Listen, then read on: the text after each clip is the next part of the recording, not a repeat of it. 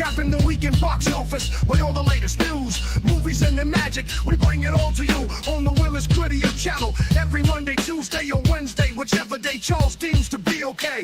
With Charles, Lindsay, and Gray, we set the scene on WILIscredia's channel where the silver screen gleams. Ring the bell to help you stay tuned and to find out which day Charles will choose. Where subtext is clear, no anger within. Tune in to Showbiz on WILIscredia's channel for the win.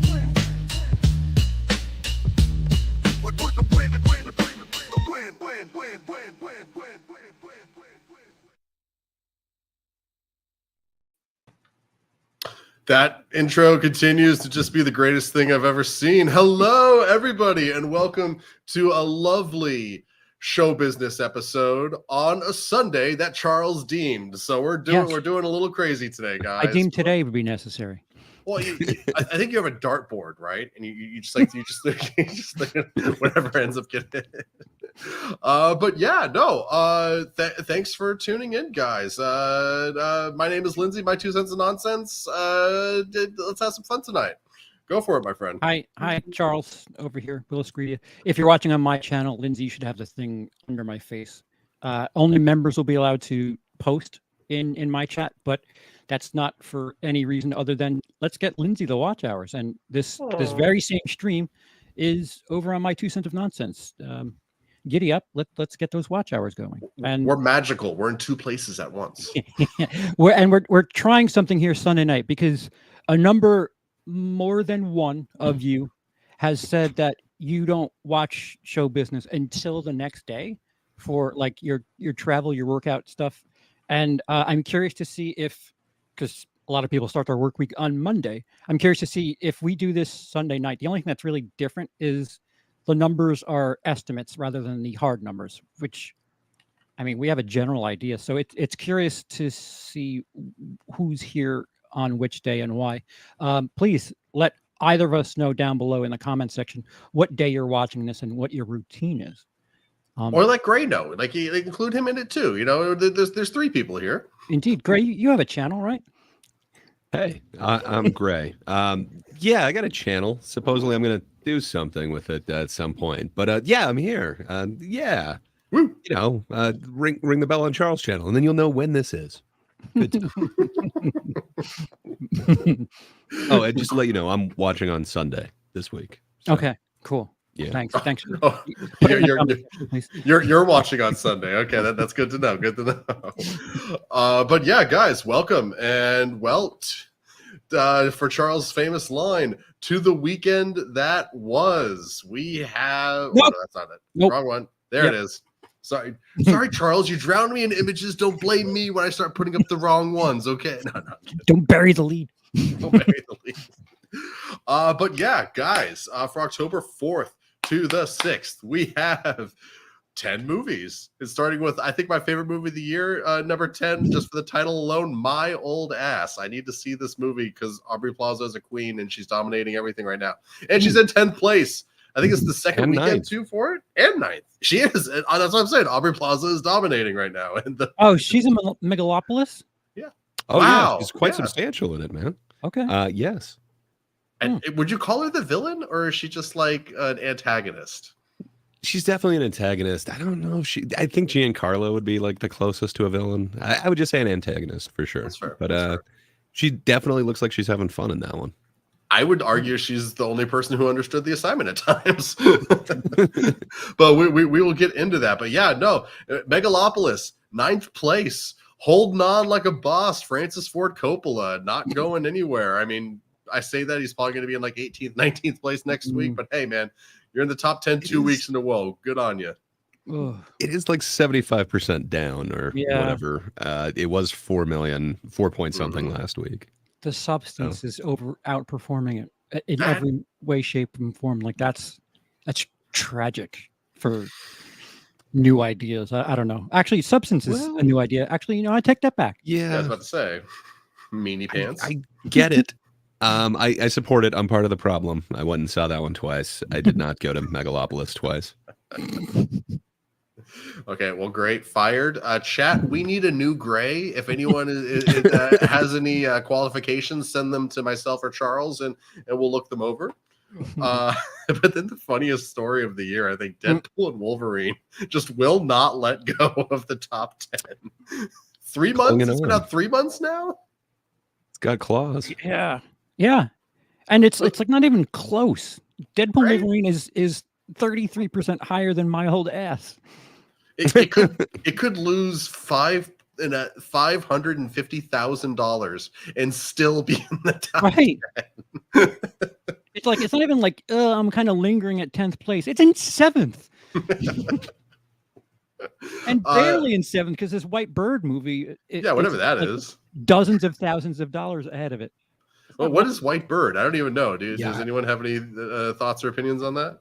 I have no idea. This is the first time I've heard of it. Good for them. Debuting at 6. I think Francis Ford Coppola would have liked that last week. Yeah. Mm. He definitely would have. Also, in my head, I just have Blackbird by the Beatles playing, but if I start singing it, we'll get a copyright strike like I did last week. So no music this week, or at least nothing beyond feeding the ducks. We'll see. We'll see how the show. Oh, there's no progresses. copyright for the ducks? Yeah, apparently not. No, StreamYard owns the ducks, man. Oh, Yard owns the ducks. well, they're pretty greedy lately. Wouldn't they claim it? Maybe future things, yeah. By the way, if you guys ever are feeling really down and you need an incredible laugh, look up ducks eating peas. It will put a smile on your face. I don't care how bad your day is. But speak no evil, bro. Like 5th place. Like good for it. Dude, I that's guess 35 million on the year. And then you again look at Megalopolis with 6.5. I don't think Megalopolis is going to make 17, which would be half of Speak No Evil. That's wild. not to be a dick, but do you think Megalopolis is going to make 10? I don't think so. Like, I don't want to shit on a man when he's down, but I'm a little worried about it hitting double digits. Domestic? I don't think so. It had 4 last week and it pulled in 2.5 in the full week. It might get close to 10 domestic, but I don't think it's going to get there. Well, Francis, we still love you, buddy, even if your movie was kind of insane. Actually, you know what? I'll go ahead and say it. I like Megalopolis more because it was insane than if it was like good. Because like, would we still be talking about it if it was good, or would I don't know? Like, maybe I'm overthinking that there. But Transformers might be talking about it if it was good. That's fair. Okay. I take it back. I do take it back. There's a whole like movement online to save Transformers 1, but it's still in the top 5. Cool. I'm assuming it needs a hell heck of a lot more than $47 million in order to actually be a success, but people are liking it and it's holding on, so good for it. Yeah, I've heard people say that it's like the best thing Transformers in a very, very long time. I've heard that too. It's frequently described as the best Transformers movie since the 88 animated movie, whenever that was. And that movie has an amazing soundtrack. So the fact that it's even getting compared directly to it is saying something.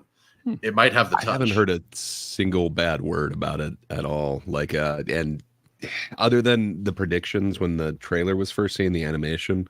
But man, since it's come out, I've heard nothing negative at all. So it's going to be the first Transformers I'll see in a long time. But I'm taking my time seeing it. No, I'm actually right there with you. When I first saw the trailer, I was angry, like viscerally angry. It's just like it's a weird art choice. But hey, if it's good, it's good. Like Into the Spider-Verse, I almost bounced off the art style on that, but it sucked me in the end, and I adore both those movies. I was captivated by those. They're fucking good, man. Rounding out the top 10, though, we got Beetlejuice still in top 3. So definitely going to get. Nice.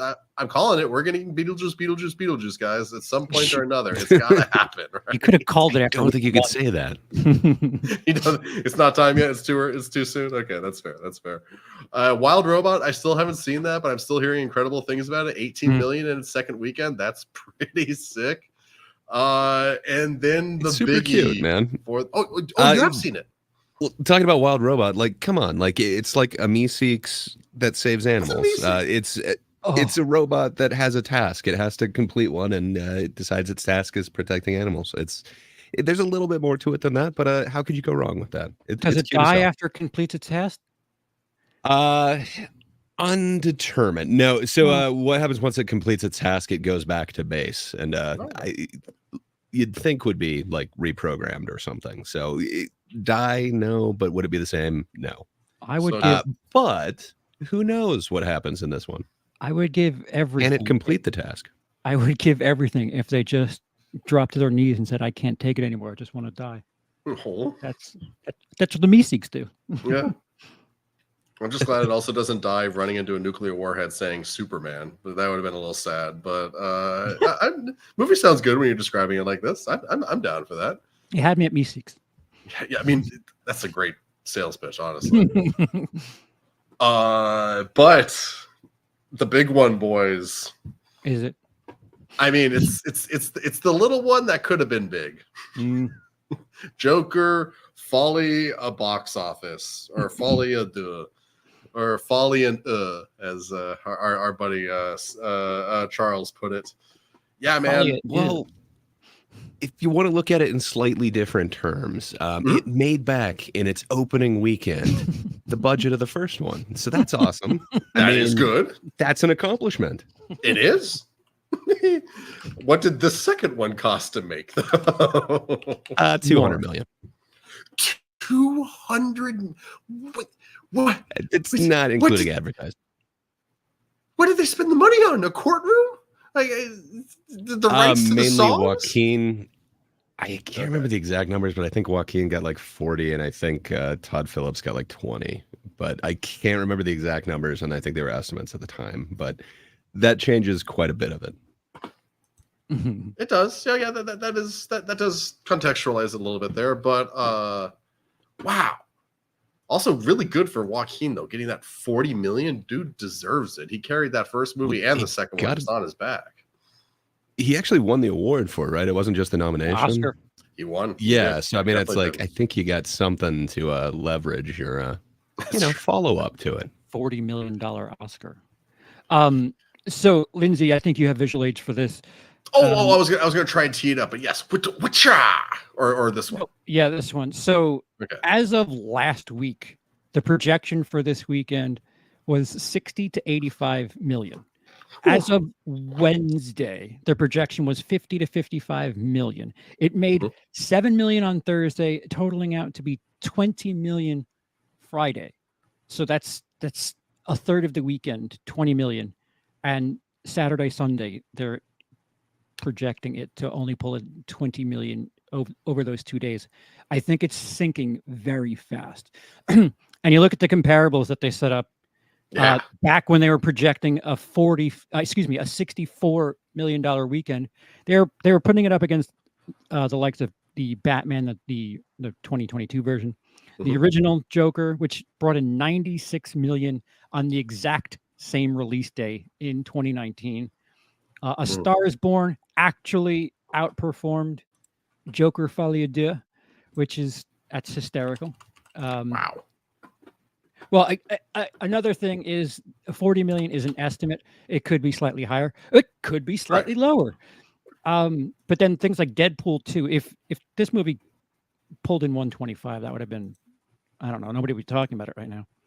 And that would have been a little sad. Yeah, the fact that it's just been, they've been erasing all of their projections on a day-to-day basis it's something. Do we know how many screens it opened on? Just, I mean, it doesn't really matter at this point. Was it the same number as the original? Was it more? Was it less? I'm on Box Office Mojo and I'm not seeing it. Come on. I don't have that. 4,102. Okay, so slightly less. But still, that's not horribly off. Do you want a wild stat? Please. What's that? Internationally, it made $81 million this weekend. I'm showing a little bit more than that. Oh, sorry. Yes, just the internet. I was going to say, because like the two combined isn't a horrible total, but how often does a U.S. film go international, like double what it does locally? When it's called Godzilla? I was going to say, like, I can't remember another one, but yeah, that's probably a good one. Yeah, whenever there are like action movies that you don't really need to understand English to enjoy, those do rather well across the world. But yeah, this, as far as financially is concerned, this is going to be a problem. Yeah, I mean that 200 million is suddenly making a lot of people probably pretty nervous. Well, they're going to make it back internationally, at least. It seems like the rest of the world is okay with singing. Well, it's my issue wasn't with singing. We'll get to the issues in a minute here. But like, what's the percentage breakdown for international? I know it's close to 50% for domestic for what the theaters get versus what I know it's not exactly 50%. It's worse than 50% in favor of the studios. But what is it for international? Like, are they getting half that? Are they getting? Oh, I don't know. I mean, it varies country to country. I know that. Right. Much, yeah. It's fascinating. It's worth looking into. But I mean, the fact that it made twice as much as it did domestic, it might be in okay shape as far as the world is concerned. Yeah, they probably will make back the budget. I'm assuming they'll break even by the end of it, but I don't know. Do you predict legs after this? Like, every prediction has been wrong. Do you want to throw your hat in the ring? Yeah, 2024 has been a very bizarre year. If you told me on January 1st that Bad Boys Ride or Die would smoke Joker Folie, deux, I'd be like, yeah, no, that's ridiculous. But it's true. It's true. It's looking like the Thursday numbers was 7 million. Friday, it brought in 13 to give it a total of 20. And then for it to do 20 total a Saturday, Sunday, like I remember hearing that on Weekend Live on Friday, and I said, "Ooh, this may not make 55 million." I didn't think I would be that right, but 20 million on Friday. Usually, you can match that for Saturday, Kazutai, and you cut the Saturday number in half. 20 on Friday, 20 on Saturday, and then another 10 on Sunday. That would be like 50 million, and it's getting a lot slower. It's getting slower faster. And I'm feeling it's like no praise. Yeah, like I don't see any positive word of mouth for it. I think I've seen like 2 things online. One of them happens to be Rudy Gen X Reviews. Didn't hate it, and then the other one is sorry. Those are the 2 reviewers that I've seen, and then kind of Screen Crush seems to not be hating it currently as well. But everywhere else, I see like a solid hatred for it, and I don't know, man. I don't get it. You want some good news of unity? Both critics and fans are within 2% of each other for the grade on Rotten Tomatoes. 33 and 35% are the grades. Very rarely happens these days. I feel like that's crazy. Yeah. See, can't we all just get together and hating Joker Folie, deux? I don't think we can because someone here is no deal. Sorry, I will not join in your hate mob. Wow. So, and I don't know. It's a fascinating movie. I think there's a lot of stuff in it I do enjoy. It just does not come together for me. Like spoilers for those of you who haven't watched Joker. Yes. We're gonna kind of spoil this for a little bit, but we have thoughts, and Gray and I gave a sneak preview over on Rosales' stream, but we're not going to agree. It seems. Oh, speaking of Rosales. Megaopolis lost in the Megaplex. I meant to call that out earlier, but I didn't want to interrupt. That was good times, man. So Lindsay, there's been a bit of a sneak preview into what we thought. How do you feel about Joker Folie? Joker 2, I'm not doing it anymore. It's America. You can make all your money over there and then title something else here. But what are your thoughts, sir? I'm a weird person to ask because I wasn't particularly crazy about the first movie. Like, it's okay. It's a powerhouse performance. I think it's an interesting put together movie. I think set in the 80s and like tackling like mental health and the way that we as a society and a country are kind of like, oh, you got mental health issues? Go F yourself. So I liked exploring all of that. But I hated all the Batman stuff, all the callbacks to that, and just all that just completely ruined the movie for me every time it happened. So I like that this new one keeps all the Batman stuff to a minimum, relatively so. Outside of Harvey Dent and Harley Quinn, there wasn't like they completely dropped the subplot that he might be Batman's brother. Very happy about that. And I think my favorite part about this new one, other than the performances, which were of course great, I think my favorite part about this movie is that it completely burns the first movie down to the ground and salts the earth so that nothing can ever grow again. I kind of respect that. Like that was $1 billion movie, and you went and you just pooped all over it. That takes 1.5. 1.5. There was international on that. This is true. This is true. Yeah, so that's where I'm at. The songs didn't really bug me. Like a couple of them I actually thought were really good. We'll get to this later, but I've now heard people singing along to "Look at Me Now" twice in a week without any real music playing behind it. And it was kind of like a crazy sequence. So we'll talk about the other movie that did it in a moment here. But then while I'm defending some of the song sequences, there are others that gave me the worst kinds of flashbacks to Les Mis, the newest one. Do you guys remember that one? I just remember people being nominated like it's yesterday's news, and rightfully so. I'm about to be mean to that version of Les Mis, but what's her name? Anne Hathaway. She earned the freaking hell out of that Oscar that she got for that movie. Well, it's the only sequence of the movie that at least stands out to me, because like the gimmick of the movie is our actors are just going to stand here and they're just going to sing like they're on Broadway, even though it's a movie, and that's not going to look awkward. I know you're not going to like looking at it, but it's art, so you're going to enjoy it. Damn it! And was it Hugh Jackman? Who was the lead in that? Was it Hugh Jackman? Oh, yeah. I remember this one scene with Hugh Jackman. He's around this somewhere. He has this one scene where he's singing for like 7 minutes on screen, and he has nothing to do. So he's just wandering in circles into this room, out of that room, into this room, out of that room, into the first room again. I was just like, let this man do something. And Joker gave me the worst kinds of flashbacks to that. So while I did enjoy some of the song sequences, others were reprehensible and unwatchable. So yeah, that's kind of where I'm at. As far as like it feels like people that are defending it, no offense, Greg, it feels like there's something of a moving target where it's like, yeah, this movie's a fuck you, and I have all the respect in the world for that. And even if it's A, B, and C, it's still awesome. And it's like, yeah, no, it isn't. Like, if you're telling me that technically speaking they wanted to do these certain things, then technically speaking it's broken. Like, don't give me this the musical element is nailed. I don't think that's accurate, which I mean we kind of discussed it earlier.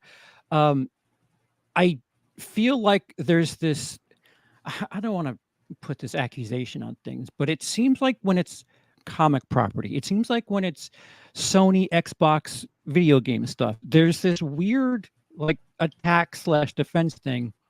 And I don't know with this copium is for the Joker movie, where like if you weren't expecting it and you don't like it, why do you respect it and defend it? It doesn't make sense to me. And if you're defending a movie that takes, it subverts subversions at that point, like, so you got what you didn't expect and didn't get it, but you love the fact that that's the case. I'm confused, because like at that point, go watch Megalopolis and say how incredibly subverted you were. So yeah, I can't defend Megalopolis at all, but I fit in some of the categories that you said, and apparently Alex might as well. But my experience was completely different. So granted, I came into this way late. I remember the weird. So I think you got to kind of look at it through a few things. So first off, this is Todd Phillips. He's had a bunch of weird experiences. So, right now I'm huge. Sweet. So, yeah, you're always huge in my heart, bro. Oh, thank you. But yeah, you got to think of like kind of Todd Phillips' past. So he made The Hangover. It was pretty damn good. And then he was kind of forced, very much encouraged to make a not so good sequel. And then I believe was obligated to make the third one. So there's a lot of meta commentary going on in that third one. I don't know, Charles, you're familiar with The Hangover 3, right? Mm-hmm. I never think saw it. this adds to. It's weird to say you should see it because it is, I would say, kind of as Charles is describing, a fuck you to the studio, a fuck you to kind of these characters, a fuck you to the sequel, to the idea of sequels. There's a lot of meta things going into that. So Todd Phillips previously has this experience. And then going into the Joker, Warner Brothers really didn't have a whole lot of faith in him. So they took a much less percentage. I can't remember exactly how the financing worked on it, but nobody, including Warner, had any faith in them at all. And man, it surprised everybody when it did like 1.5 billion. So it did this huge business. And then because it did that, it's like, okay, well, we got to do another one. So the studio just kind of kept pushing him to do a sequel while he kind of has this thing already in mind. But you got to also remember when Joker first released, there was like this pre-release, I don't know what you want to call it, like kind of hysteria, kind of warning about it. It seemed like one side was attacking it, that it was just so pro-violence and so pro-anarchy that it was going to cause things like, I think in Texas, they had a whole bunch of police stationed either in the theaters or they canceled showings of it outright. Like it was a weird thing back in the day, but yet it still ended up being like $1 billion movie. So it's kind of a weird thing going into the sequel. So all of that kind of then, they keep approaching him and say, hey, I want to do this sequel. And apparently he then talked to Joaquin and is like, okay, so do you have any interest with this? You won the award for it. So what do you think? And he's kept saying no. And he's like, okay, well, if you're ever interested in it, maybe I'll consider it. From what I understand, this is all secondhand. I'm obviously not there. Yeah. And then I guess one day Joaquin had a dream that it was a musical, but he was the Joker. So I guess that's kind of the kernel of it, from what I understand, the story being. Man, I just had a different experience with this. And I think based on that whole experience of what that first one was and the way they kind of leave it open to interpretation, that certain people could be seeing this as... And the way that I've heard it described a whole bunch, and a lot of the takes on why they hate this new one is that they see it as a deconstruction of it because all of the first one leads up to now he assumes the mantle of the Joker. This is the Joker. And I think he left it very ambiguous in the first one that could be the message that you get from it. And I think a lot of people are upset that he seems to go pretty definitive in the second one that wasn't the message. So I think if you're seeing it through that lens, it's like, yeah, that's a big fuck you to that person. But I don't think that's what he was trying to do. I could be wrong. No, I think it's very similar to the first one in the unreliable narrative. So much different. Is he? But isn't he? And you do have the same character, and he does have the same mental illness. I'm so sorry. I just completely bulldozed over you. Please, no, would you please?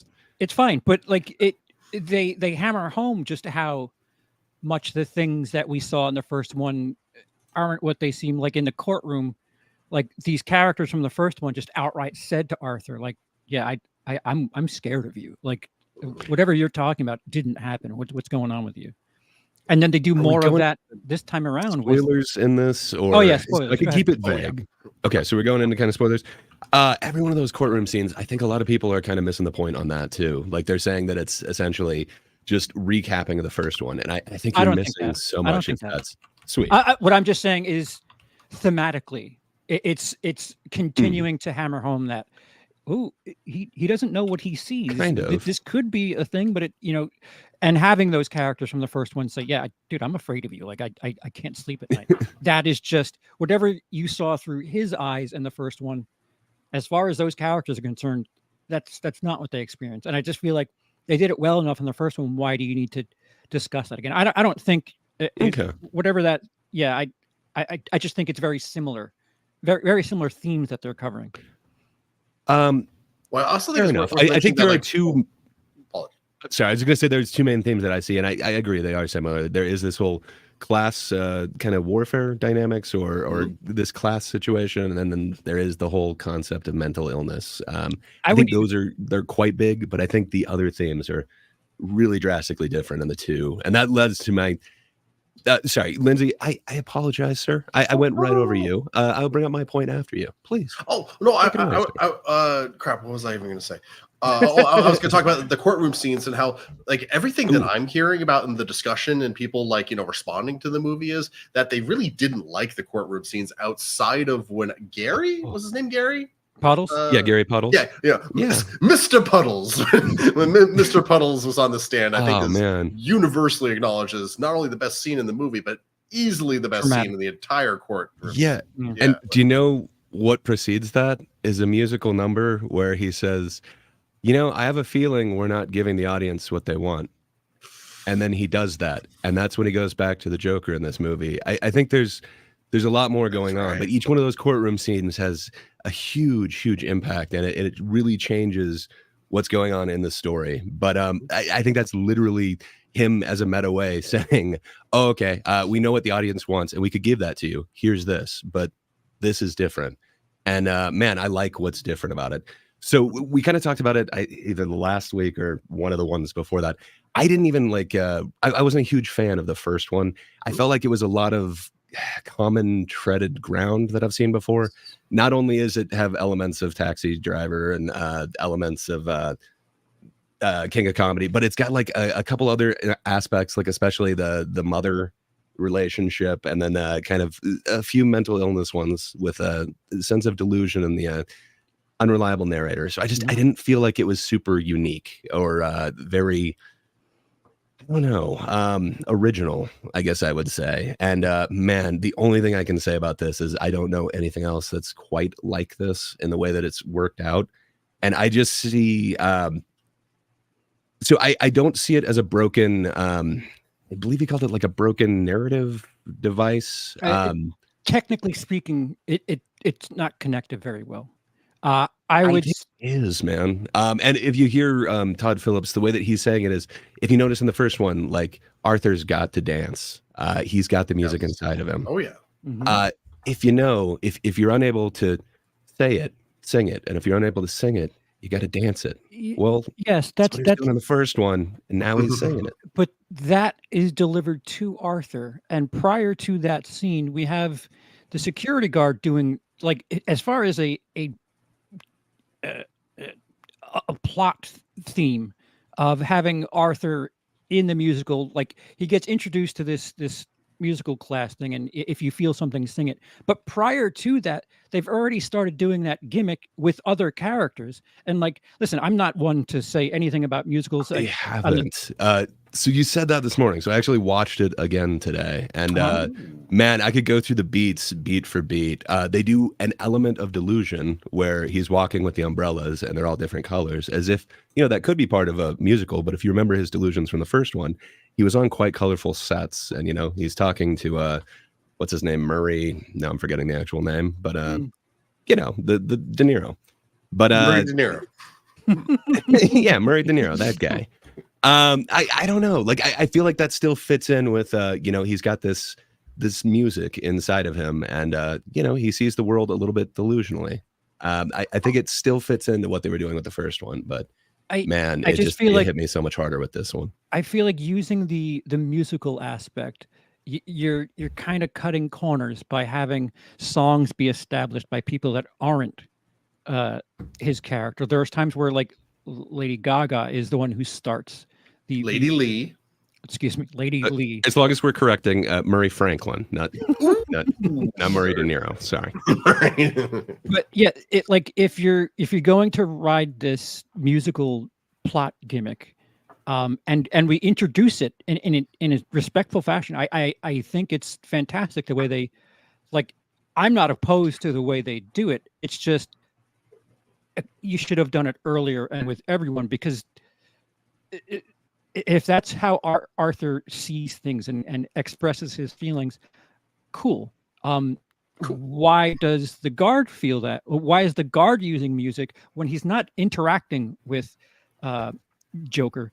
And why does Lee start songs when it's not something that he's starting? Because it's a folie à deux. It's the delusion of two. But so it is just The delusion of two, one, and the delusion of two, the so- delusion of men. no, wait, so the Ray, guard, your favorite actor, he's not involved in Gleason. any of the delusions. That dude, he That's a also has problem. a song in his heart. I disagree with you, sir, because it's the same thing with all of his other delusions. Like he had the delusion that he had this relationship with his neighbor, that he was a guest on a talk show, but none of this actually happened until he did actually, take some very unfortunate actions. It did end up coming to fruition, but still with the whole unreliable narrator thing, there is still a question as to any scene, like, is this happening or not? But they make it pretty clear what the actual truth of the last one was but and what this one is. Then you shouldn't be giving the guard a medium shot on his own, where Joker's back is to him, and we're experiencing him discuss things with other people. That, like, how would he envision that? So Well, think of it there's like a some dream, real plot how much- contrivance in this one. The fact that this is a maximum security prison for like murderers, and they've got like, oh yeah, just this voluntary mental ward that you can interact with them. You just have to go down this hallway. That totally does not work for me. Like that is the one conceit. But okay, so if they actually do this, it kind of makes sense. Gleason had a song in his heart, and he had a dream, and he wants to perform in front of people. You can see that by the way that he's like, trying to get the teacher to like, hey, learn this song, do this. So we're now talking about three characters. It's Folie, deux, which we're talking about Arthur. Well, Lee, and the but that guard. leads to the delusion of two. So That's what they cover because in the beginning Gleason of is the so, cartoon. but because he's so, the cartoon is the best part, man. It I'll just give you that. foreshadows everything The like cartoon is so great. well. If it closed after that, It is I'd be absolutely happy. perfect, and there's so many ways to interpret that too, which makes it great. But so because Gleason has that song in his heart, and he's so into it, and he's so engaged with performing in front of a crowd, he doesn't notice that Arthur is able to kind of step away, and that gets Arthur actually noticed by somebody, which is what he's wanted forever. And then that starts this delusion, this group delusion, this delusion of two. But there's three. So there's not, because he's just not paying attention. Gleason, he's not involved in this. I haven't watched it twice, but it just the Folie deux is again I feel like the cartoon pretty much telegraphs what the story is within the movie.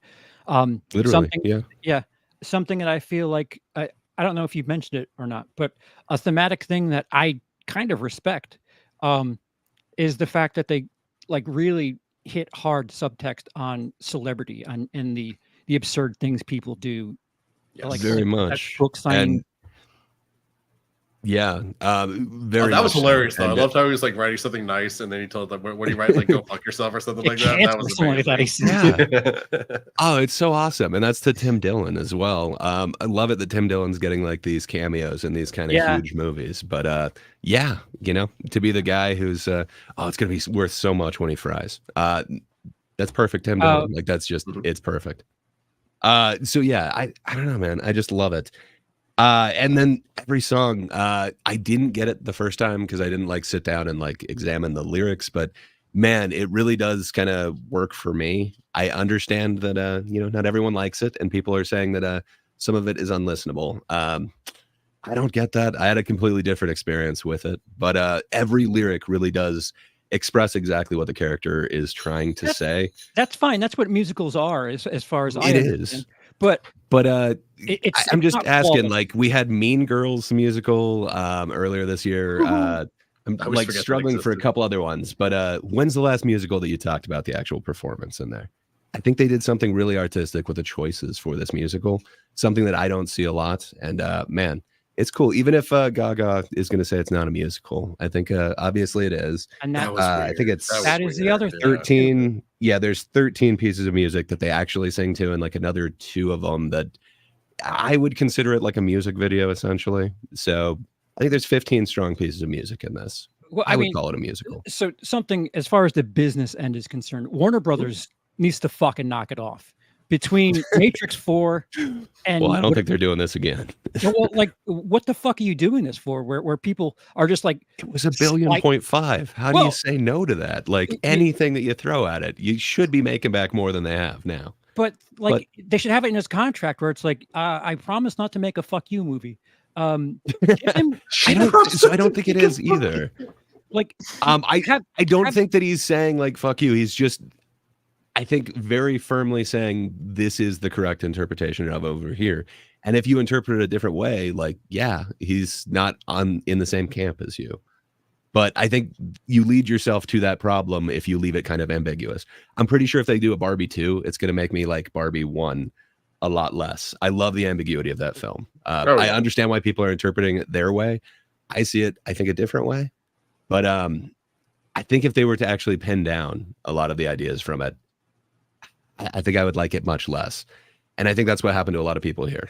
But then in this movie, they're definitively saying, what you saw last time, that's not the case. So it's no, they're diluting. So I guess we're doing spoilers, right? Yeah. We've already said it. Okay. Yeah. So yeah, they're definitively saying he's not the Joker. And if you're thinking that this is all some climax to him like taking the mantle and being the supervillain, that's not what it is. I agree with that. He was looking for some sort of recognition. He wanted to be noticed. They finally noticed this character. And he was able to assume this character, which he thought gave him some sort of protection.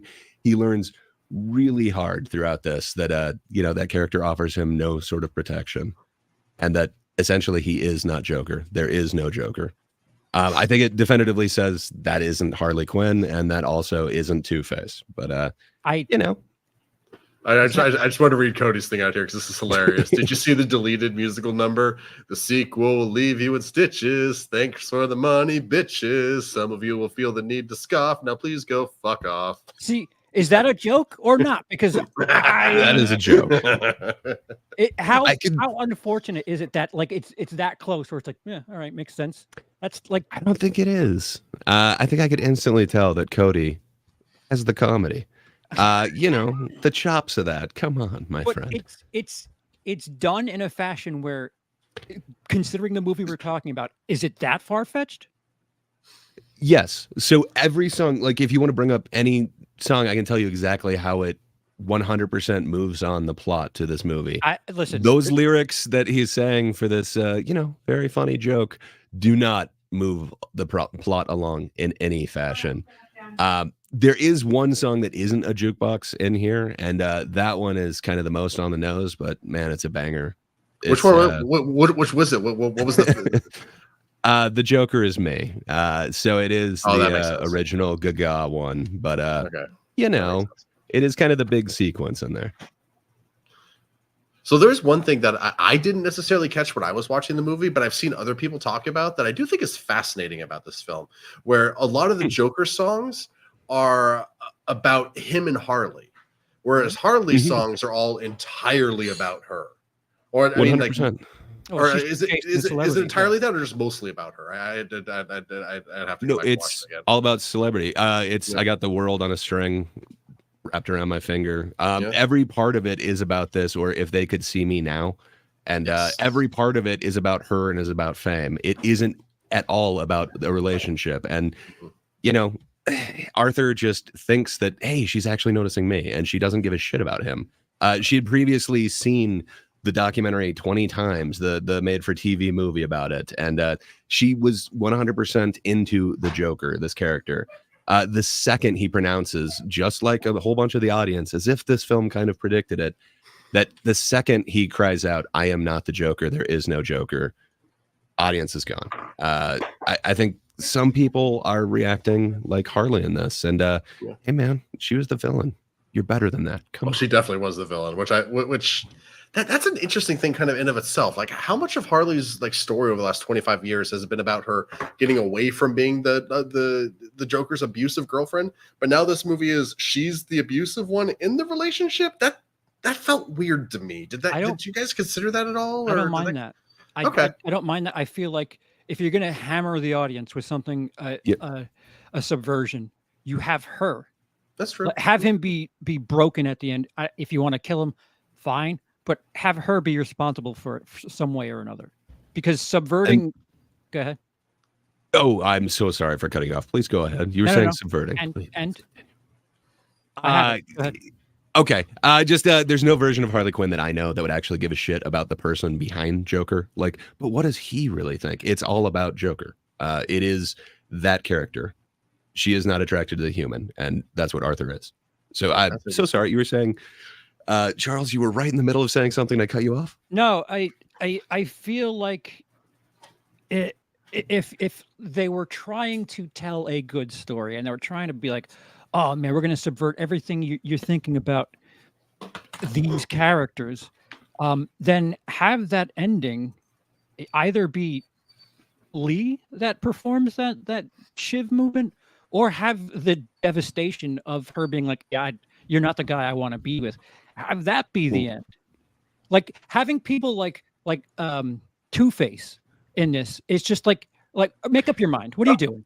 Yeah, that really annoyed me. Like, if we're being honest, like, so you get away from the Batman as his brother storyline. Great idea. You introduce Harvey Dent. What are we doing? Right, and that's my problem. Like, make up your mind. But that's I agree with you, and that was the part that I hated the most about the first one. It was like, oh, I'm so sorry. For some reason, my dog really wants to play with my foot right now. Yeah. So sorry. That was my problem with the first one. Like, essentially, it didn't live up to Taxi Driver. It didn't live up to King of Comedy because just for no reason there was this superhero element added to it, and that seemed to be where the popularity was coming from. But with the message of this one specifically being, there is no Joker, there is no superhero element. The fact that we just have these people with other names, that should be the same as, hey, they're also not Two-Face. Hey, this also isn't Harley. These aren't these characters. This is Lee. This is Arthur. Why have the explosion where he loses half his face? But to me, so he doesn't. I actually thought that it was that. So I watched it a second time, and it's like, ooh, I see a whole side of his face that looks a little weird. There's a mark by his eye. So let me go to the high C's. And then I went to that specific clip and I slowed it and went frame by frame. I'm not 100% certain. It looks like he's got some blood coming down from his eyebrow, and he's got some blood coming down from his lip. And then he's just got soot on his face, just like Arthur. But I don't see burnt. Yes. So there is the whole illusion to it, but I don't see his face is actually burned. In between each frame, it seems to be like perfectly normal skin. So I don't think they were going full Two-Face in this, but I know what you're saying.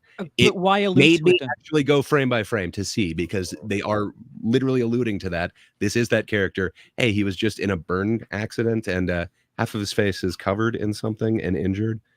Yeah, I totally get it. But sorry, I just read the comments. Yeah, I just saw that too. So why dog pulling his foot? One of the reasons why I love the first one, well, why I love the second one, is it makes me appreciate the first one more. Because why I thought it seemed like an unfair cash grab is that throwing on of the superhero world when there's no need for it. Like, the part that I hated the most was the Bruce Wayne scene. Next would be, well, I kind of dug the Thomas Wayne scene, just because he had been told, you know, like, this is your father or whatever. Like, he was living under this lie or other delusion. But this one was caused by his family. Anyway, because it basically says that element doesn't mean anything to me, it really does prove that, no, this is more of the Travis Bickle character. I like that more, instead of this is the rise of the Joker, where if I'm looking at the movie through that interpretation, I appreciate so much more of it. And then it seems like it is the same progression. What would happen after this dude supposedly gets noticed? Well, he's going to be a nobody in jail, and he's going to be that same person once they get the makeup off of him. I'll tell you what, if incels love the first one, this one's a fucking love letter to them. Holy shit. Well, it doesn't make the incel the hero, and I think why the first one was kind of liked by that community is it seems like it is making that, but he definitely is involuntarily celibate until he's not anymore. He gets screwed over by the chick he's into. I guess that's true. It is justifying the incel lifestyle in a way, I suppose. All chicks are gonna fuck you over. You're the ones that say they love you. I think if you saw him as like the hero or what, everybody.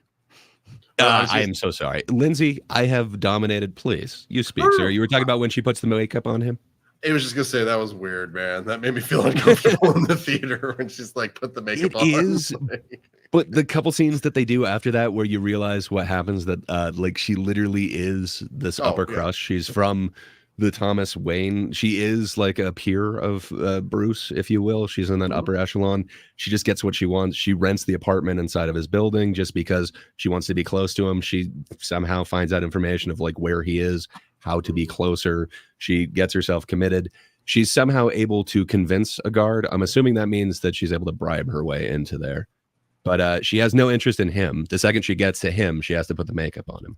Yes. She's pulling out his true face or whatever. So did they actually fuck? I say yes. It's an unreliable narrator, so you could take it as, I don't know, but they reference it in actual life 2 other times that seem correct. And then on the stairs, which you could argue whether or not is a delusion, but his final dying words are, they seem to reference that he believes it is correct, the information that he was given. What was his final words? I forgot. So he starts singing, and he's singing a very beautiful song. It's, I want a son to take my place. I'll leave a son. And then the words go on from there. But I think that captures the essence of the song that he's singing at the end. And then it finally is that referencing that Harley's pregnant, or is that referencing the fact that the guy that killed him, spoilers, is cutting Joker scars into his face? I think you could interpret it both ways. That the mantle of Joker is living on, but I'm interpreting it as the Harley thing is correct, and he does think that there is going to be a son. But he specifically asks Harley, and her response, which she can't express those emotions, so she goes to song, and that's entertainment. You know, you can do anything in a show that's entertainment. So I'm unclear. The answer that I could get from that is it's all a lie. I know her relationship with him, her interest in him was all a show. 100%. So unclear. The way they fuck is extremely unromantic. It's very well. It is his first time. So in the courtroom, I wondered that is it canonically his first time? I wondered if it was. So Zazie Beetz says in her courtroom testimony, the neighbor that he had the fictional relationship with, or fantasy relationship with, says that the mother confided in him that he's a virgin, or she believes he's a virgin. So it's heavily implied that that would have been his first time. So, well, to be fair, all children are eternally virgins to their mother. Like, you know, like this is... so again, technically speaking, if this is his first time and he's having these emotional things happen where music plays during this moment and that moment, when he first has sex, it's this cold, how do you do, thrust 3 times and it's over. Like, that does not make sense with the thematic purpose of music. He's feeling emotion. She's noticing him, or he's thinking that she's noticing him. So why wouldn't it be a little? I mean, it's the first time he's having sex. Yes. Why this cold fucking? Okay. See you next time. I mean, sometimes it's hard to control yourself. Everyone's first time is a little different. You're really apologetic for this movie, huh? What can I say? It's really grown on me. So full disclosure, I'm not being paid by them or anything like that. Yeah. I don't give this a 10. I think it's like an 8 if I were to, or a 4 if I'm going Letterboxd. Yeah, it really works on so many levels for me, and it really strengthens up the previous one for me. I understand everybody else has a different opinion, and I'm literally on an island by myself. Perhaps Rudy's on the No, you, Rudy, and Brian can. Oh, I'm sorry, I keep not talking about Brian, but we knew he was in the second that we heard Gleason's in this one. So. That is accurate. Personally, for me, I would kind of put this as like a 6, but I also put the first one as like a 5. And the only reason I put this one over the first one is because this one destroys the first one so thoroughly. So, like, I don't know what my rankings on this movie actually mean because they're based off of that. But also, Marcy in the chat. Hey, buddy, how you doing, man? Thank you very much for the super chat, buddy. Glad to have you here, bud. Indeed. Well, I'm sorry I destroyed the first one for you. I had a different experience. It really heightened the experience of that first one. It didn't destroy the experience of the first one for me. It's sorry. So much as like I just didn't like the first one. So the idea that this one just went and just like burned all that to the ground, I adored. I don't know. It was fun. I'm on board with the idea of the second one. And if it didn't look so good, listen, I'm a really tough customer on musicals. If I was a bit more open to it, I don't know it. Like I said, I'm in favor of a lot of the ideas that the movie does, but it's just so it's beautifully executed. Oh, sorry. I thought I could finish your sentence there. Yeah, we're finishing each other's sandwich. No, I was gonna say something else, but I totally forgot. It doesn't matter. Okay.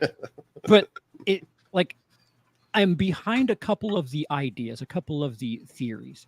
And then in practice, it's like, yeah, but why this then, and why that? And because 1.5 billion for the first one. that can't so be the it's answer for everything. mandatory. It is the answer to everything. No, if the answer is 1.5 billion, the question is, how do you make another movie like this? And this is not that answer.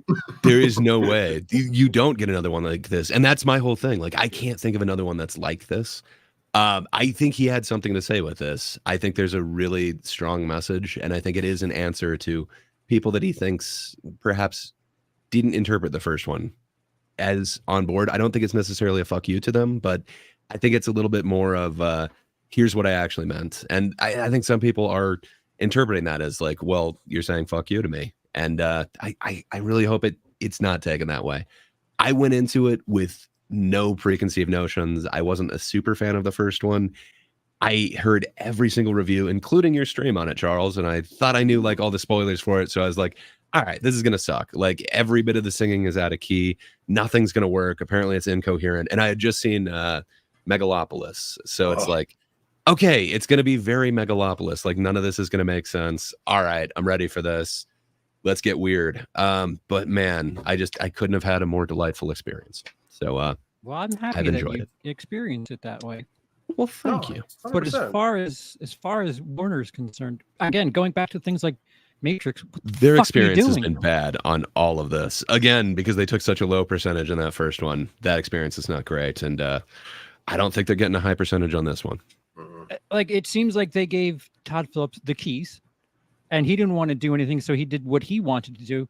Like, how do you not protect you? Why don't any major studios have any fucking foresight?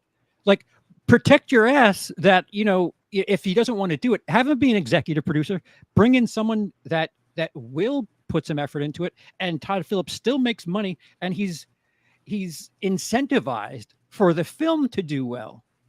So if you pay him up front and you're like, yeah, here's your money, do what you got to do. He's got his money. What does he care about how the film does? Yeah, but there's so 2019 was not that long ago. I know we're all 50 million years older between now and now, but like, COVID was a century. Okay, fair. But think about 2019. Like, what was the other really, really huge movie of 2019 other than seven other movies? No, Parasite. Also a movie about like kind of financial concerns and woes about like the lower versus the upper class and all that.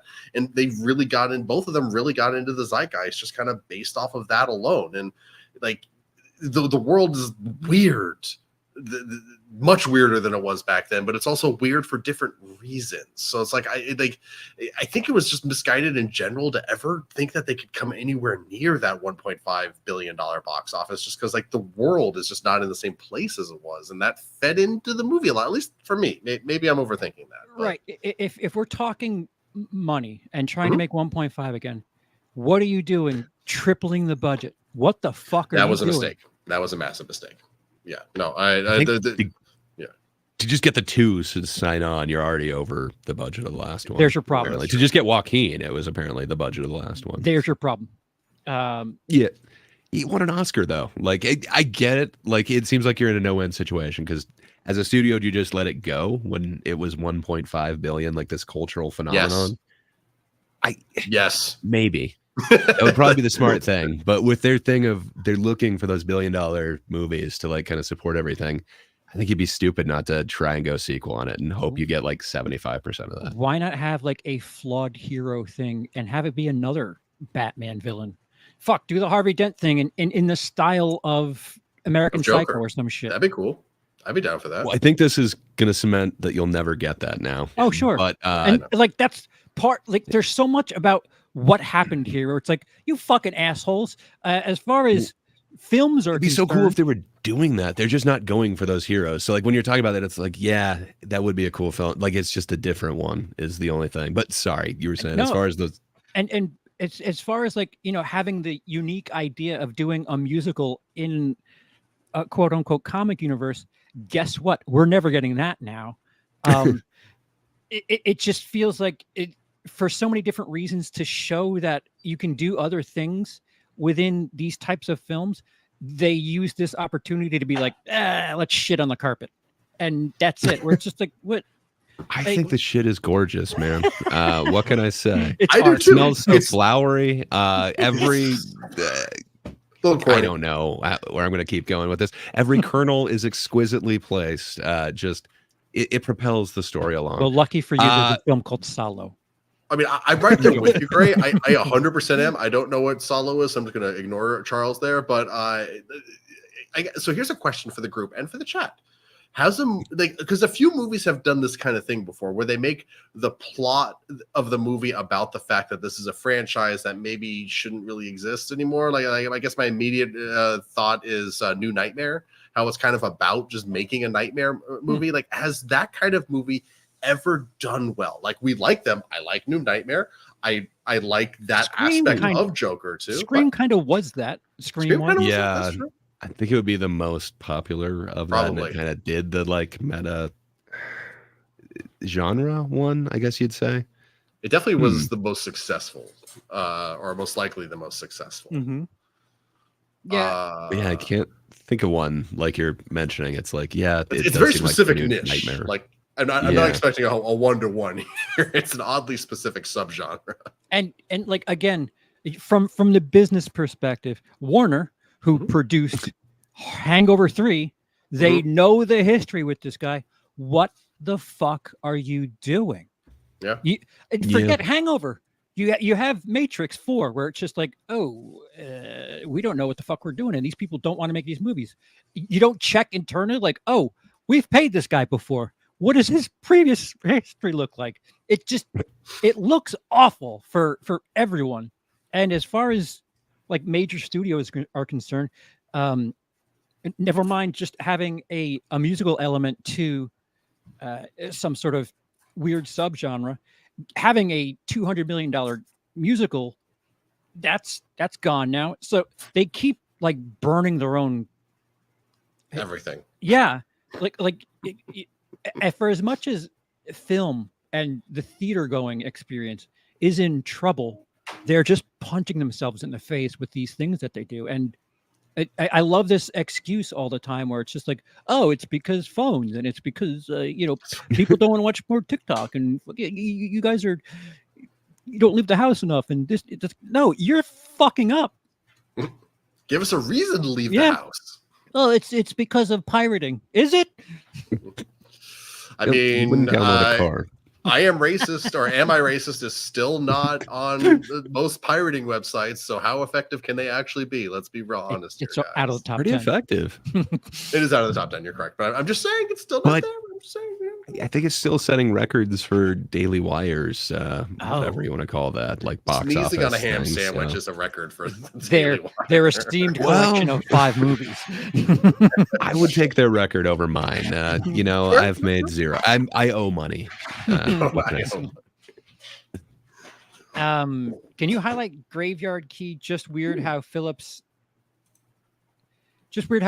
said the day after that he's done working with Warner Brothers DC. And something I also saw was they didn't have the DC logo based on characters from DC. Oh, that's fast. I didn't even notice that. Did they have the DC logo in the first one?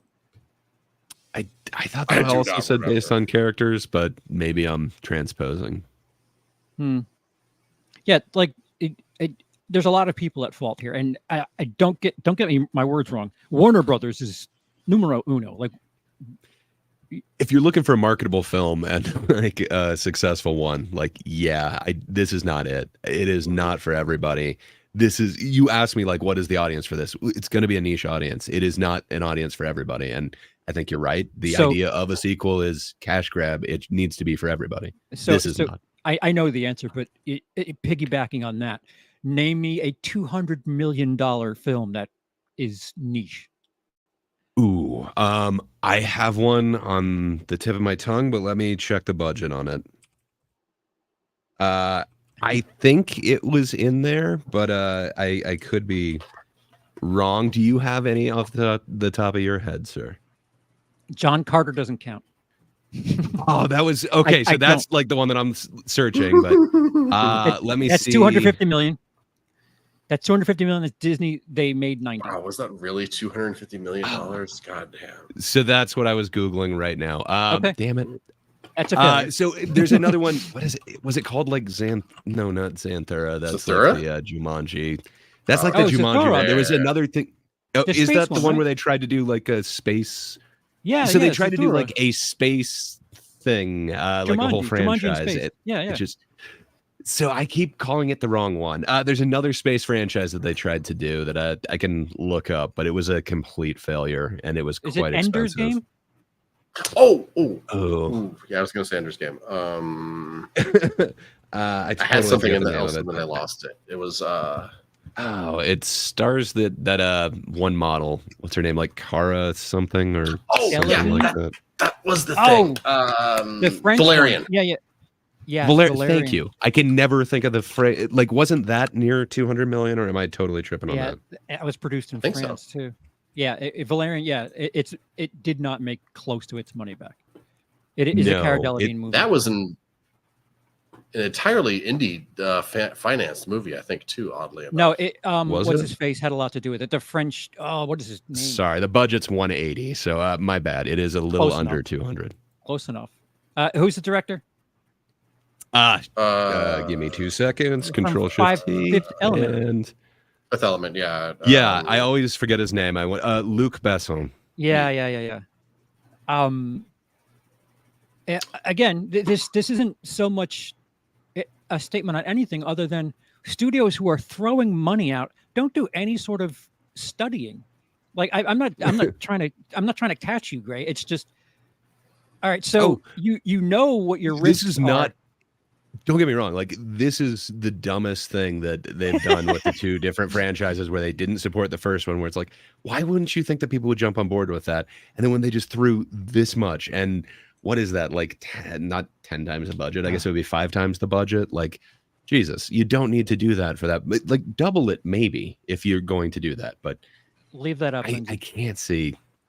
Yeah, I'm more pissed at Warner Brothers as a whole, as Cody's highlighted here.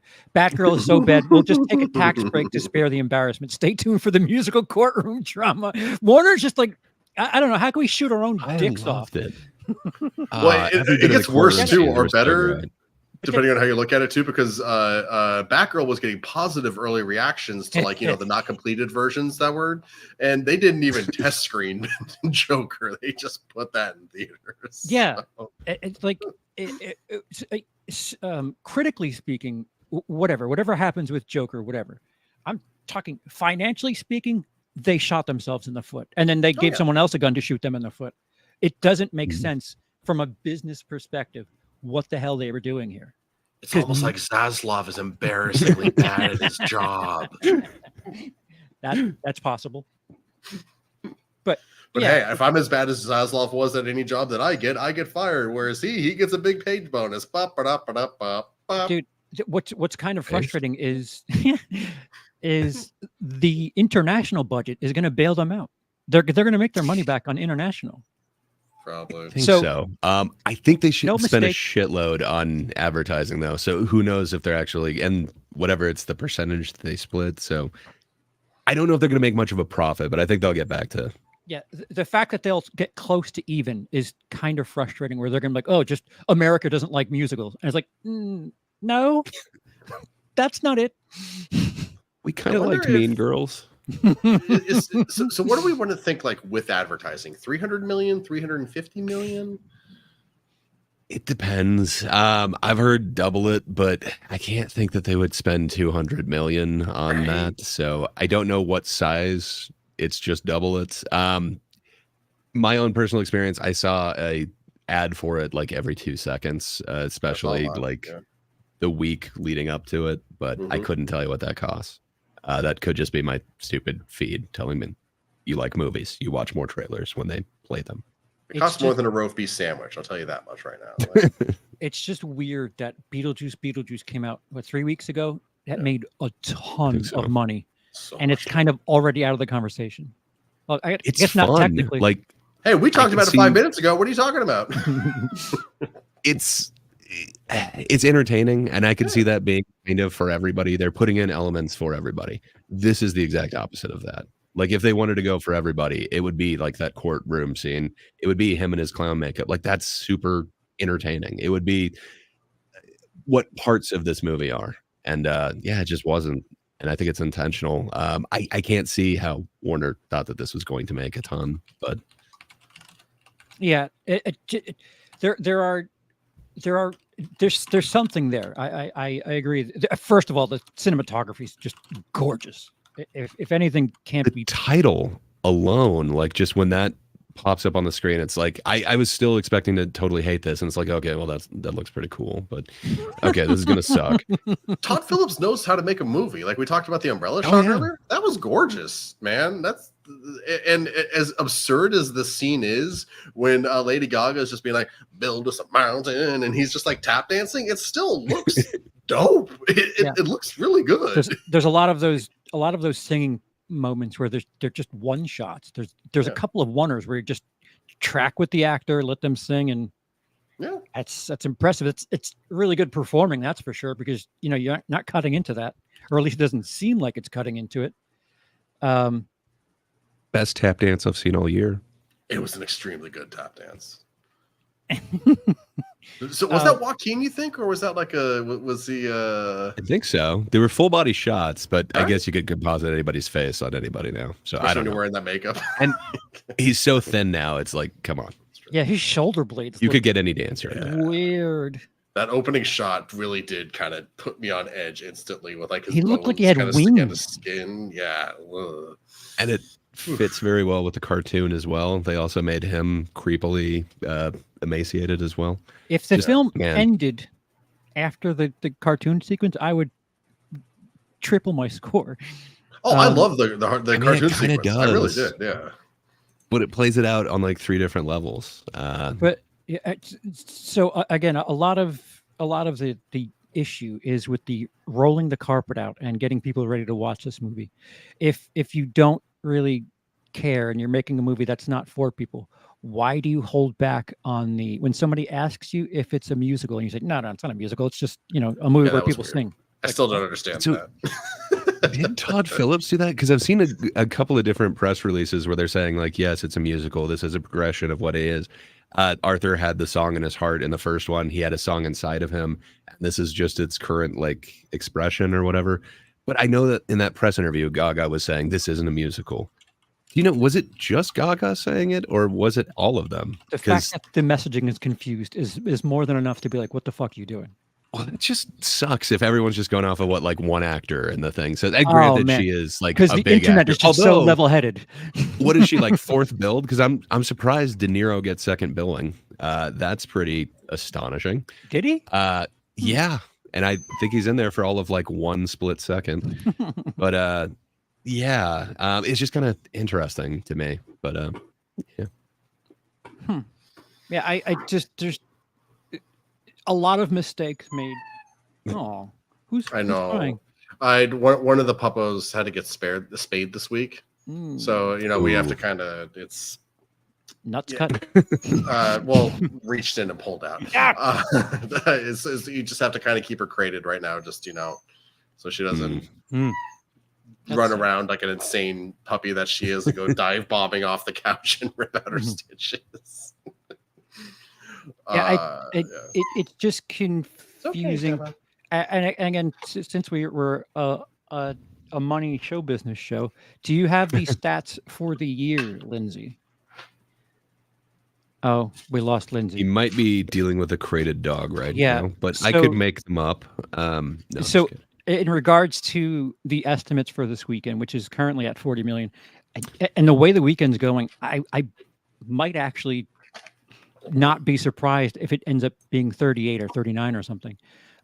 As of right now, with that estimate, it's currently 19th, the 19th weekend of the year. There you go. Woo! And that's not great. Nope. That is not what anybody wanted for the opening of this. I wanted it. You just wanted it to kind of middle, maybe make back its money. What's the line from A Dark Knight? Some people just want to watch the box office burn. That's me. But I think you're getting more of that with the whole Megalopolis or whatever. Also true. That's the other thing that's frustrating. These unique ideas. Pick your movie. Joker 2 or Megalopolis, where they're doing something different and they're just going to eat pavement so hard. I guess you can throw in Horizon and American Saga Chapter 1 in there as well. Also, somebody throwing in a ton of their own money to do their own vision that's somewhat unconventional and just falling flat on their face. That it sucks. Yeah, I wanted more for that one. I want to see the second one whenever the hell it finally comes out, wherever. It's just wild that Beetlejuice's second weekend, Deadpool's third and fourth weekend are higher than Joker Folie do in its first week, where the first one it made 92 or something. It's going to fall less than half. And again, the R-rated film fan in me, thanks guys. We're not going to get a big budget R-rated film now. Thanks. I've mispredicted all of these, but I didn't see Twisters being on that list. That's fair. I agree. Totally. Nobody did. It's not like the Despicable Me's, the Godzillas. It's like, yeah, okay, but man, not Twisters. Dude, I totally ate it on that. Bad Boys at 55. I think Bad Boys is 11. Wow. It's just a very strange year, but I think I'm putting way too much anger and frustration on this movie because of the different avenues that this is going to cause problems for in the future. Risky idea movies. It's going to be between this and Megalopolis. You're going to be stuck with. I have an idea and I need money to do it. Unless you're Christopher Nolan or Tarantino, they're not going to throw money at you. Even then, it's iffy. Yeah, the R-rated aspect. They're so I don't know. They're just so protective of giving money out to R-rated films, and if anything was something to look forward to, like Joker did it. They made it 1.5 billion, and there's a new one coming out. No lessons learned. No moving up from here. And again, is that fair to put that much pressure on one film for three different aspects of filmmaking? No, but I don't know. It's certainly an important aspect like these days, but but again, it's kind of that whole tentpole thing where they're really expecting these few $1 billion ones to just kind of prop up everything else. And again, you got to go existing IP for that. So anything that previously made money, let's go. And that's more on the studio than anything. Like, if this is what you're banking your next year or two on, fucking do it right. Be all hands on deck. And here's an interesting question. I know the answer is no, but I'm still going to pitch it anyway. Does Kingdom of the Planet of the Apes count as a legacy thing, a franchise thing, or is because it's so different than anything else? Is that the only quote unquote original movie on the list here? Like, I know we're stretching original here. Like, I think it's franchised the hell out. I mean, come on, like even Mel Brooks went after them. Like, that's also depressing. That there's just nothing unique, nothing. Yeah. I mean, I guess Dune almost counts again, but we've had Dune things before, so it doesn't really count. It's just Lindsay, right after that word Dune, it says part 2. Well, and that's also the third iteration.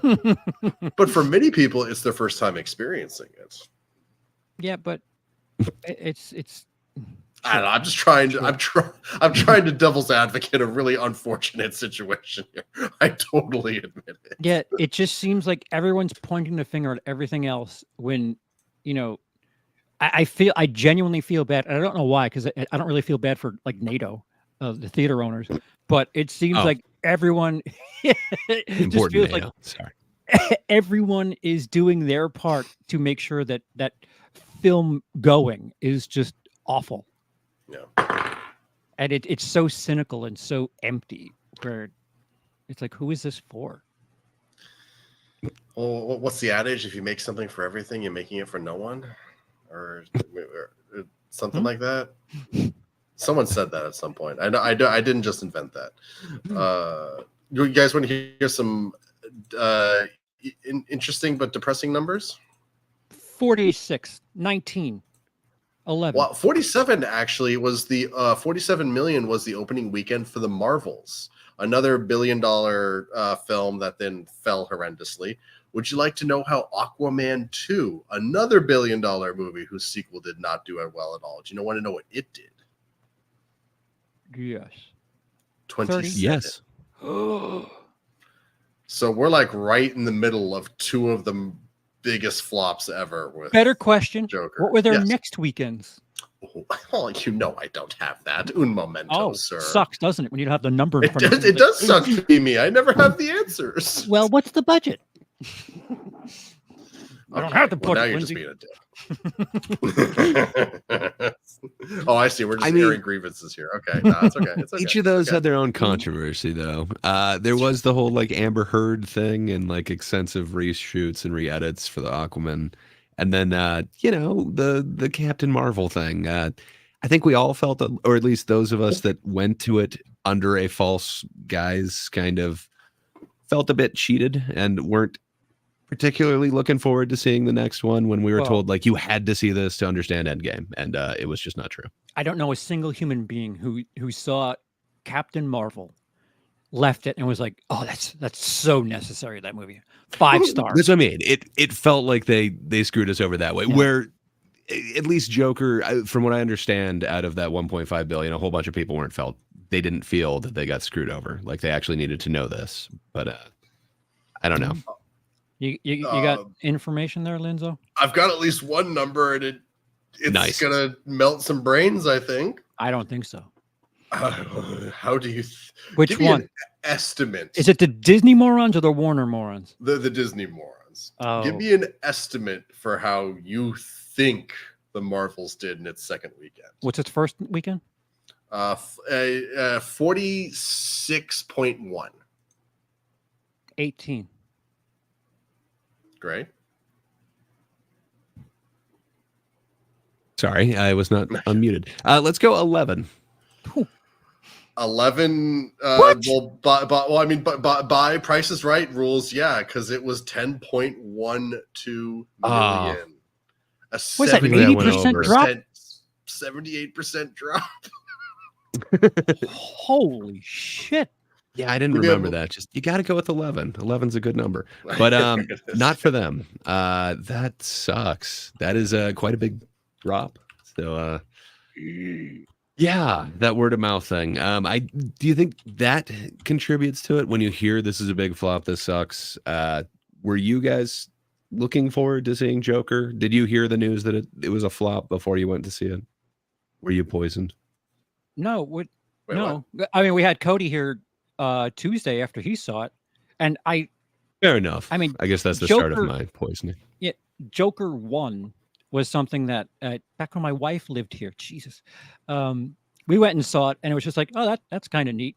Although we kept saying Taxi Driver, King of Comedy, and it's one of those things where it's like, yeah, that's a good movie, but I don't ever want to watch it again. Don't care. Thanks for that. I'm all set. I've got We got numbers for Lindsay. Aquaman if you want to do a guessing game again. Or do you Yay, want me to just more tell it? Warner sucks. More Warner's. Actually, Warner's did better than Disney this time. Oh, they don't have a red A on their chest just yet. That's true. Disney is the internet's bitch. Poor Aquaman went from 27 million its opening weekend to 38 million if you count the long Christmas weekend, but if we're just counting the regular weekend, it's 27. It did 18. It's second. I nailed that weekend. one. I nailed that Only one. at 34%. You did. I'm very impressed. Yeah. So Not bad. Aquaman Good had job. a decent second weekend. Good for it. Decent. Sure. Comparatively, 34% drop. A lot of movies would kill for. Yeah. Now I have a feeling Joker's gonna wish it could kill for a 34% drop. I'm curious to see what the track Right off a is. cliff.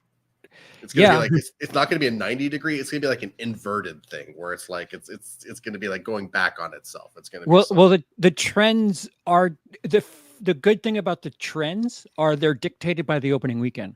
So even if they were expecting 150 million for Joker and it does 40, they're not going to have the trend just be this sucks. They adapt it by the weekend and how other movies that performed similarly, how they're supposed to do.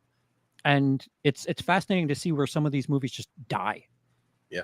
Because like the cone is going one way and then the line just stops. Which had me curious about Aquaman and the Lost Kingdom. Are you actually curious about it? Did anyone see it? Just like I missed both it and the Marvels. I just saw no superhero movies in 2022 or 2023, whatever it was. Favor, see the Marvels. It's one of the best cinematic double Dutch scenes I've ever seen. It is. Right. Honestly, okay, I'm down. Yeah, let's do it. As far as double Dutch goes, yes. Cool. It's put to intergalactic, planetary. I do like that song. Mm-hmm. So here's a testament to what I'm talking about with the trends. Am I able to do this? What do you got? Ooh. This is Aquaman 2. And look at that yellow line. It exceeded what it did opening weekends. Is anyone talking about how great Aquaman 2 did? Well, considering they're talking about recasting Aquaman 2 as Lobo going forward. But I mean, that gold line way above the horn, it exceeded the expectations based on the trends. So that's interesting. That's the one thing I really love about this is no matter what the fuck you do on opening weekend, it'll adapt to that and figure out where your road is from there.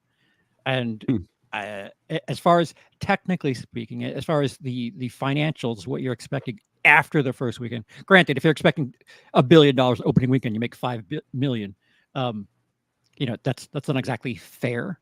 But based on the starting point being opening weekend, this is really neat to see how the algorithm figures out where the movie's supposed to be. And again, who the fuck is talking about the stunning success of Aquaman Lost Kingdom?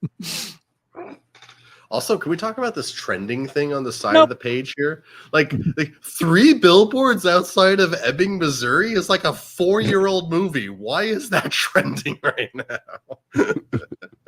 Is there a new Martin McDonagh film coming? Oh, possibly. That would do it. Or maybe they're doing a sequel. 4 billboards outside of Ebbing, Oh, yeah. Wait a minute. The Croods? What the what is this?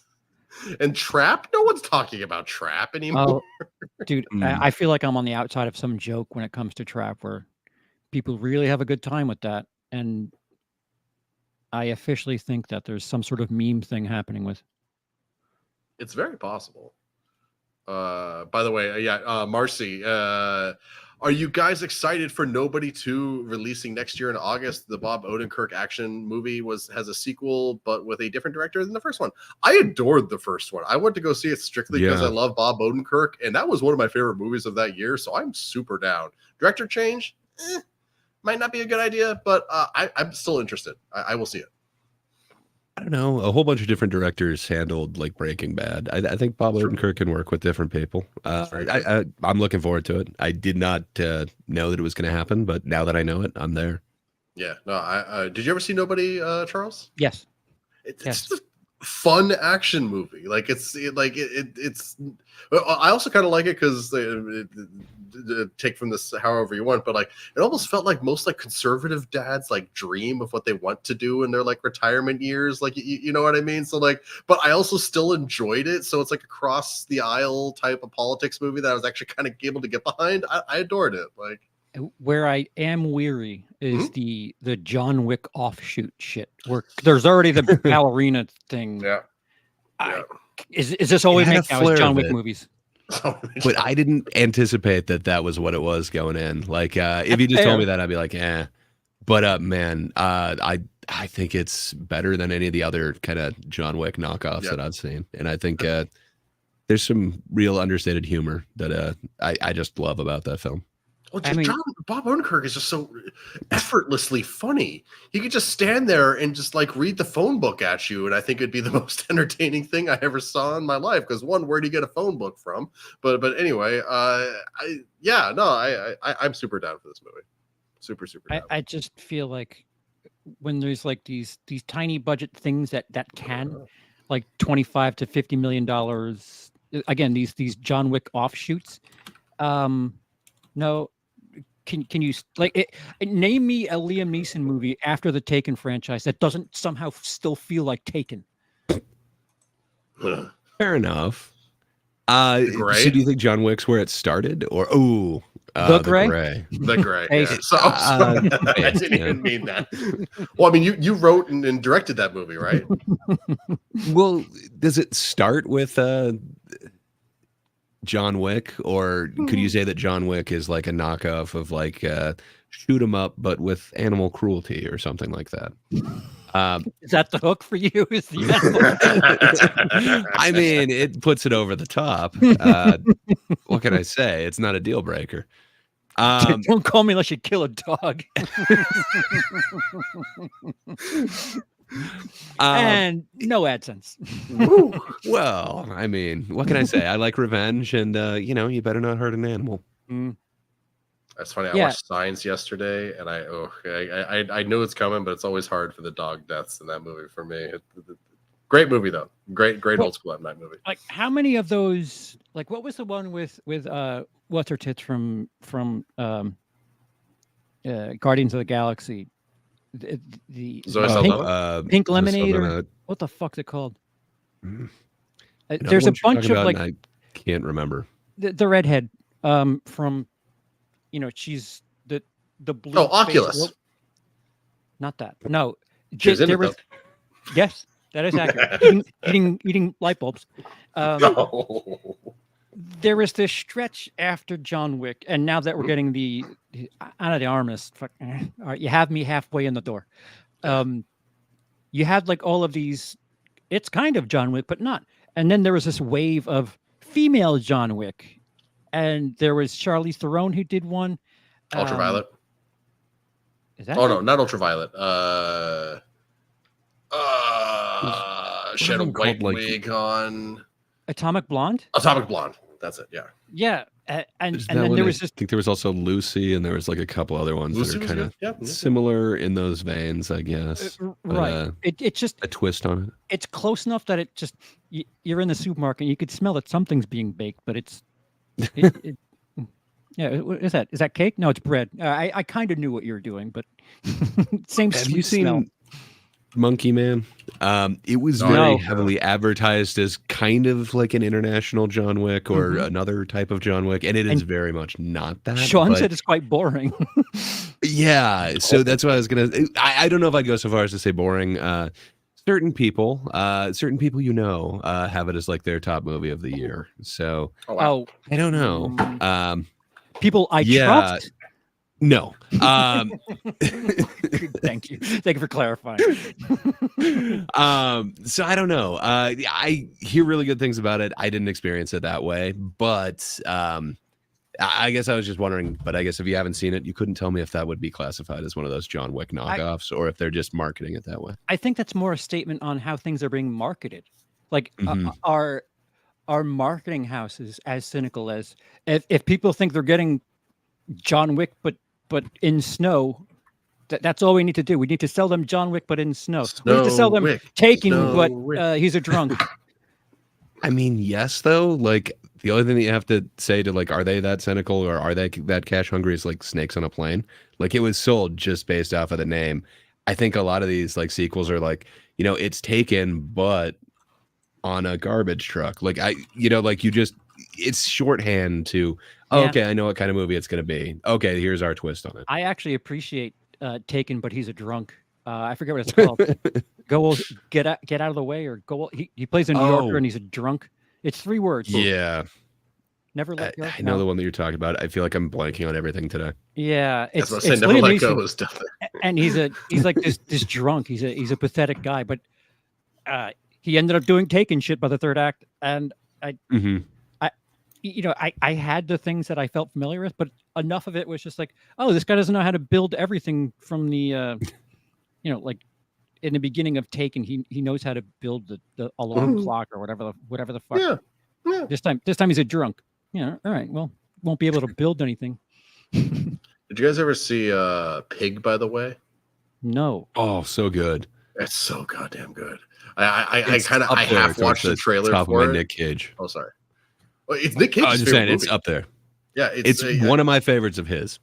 It's an incredible performance in the movie, but like I like half watched the trailer, then turned it off because I'm like, oh, I'm gonna go watch this. So I thought it was gonna be like a John Wick style movie, but like over a pig instead of a dog. Yeah, but also goes off in its own unique direction. That's so much better. Yes, it's a twist on it, but that's kind of the thumbnail sketch. It's like John Wick, but it's his pig, man.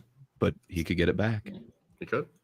It's depressing that's like shorthand, like John Wick butt. I don't know, like who deserves this? I think the audience deserves it because we're not going to pay for things that.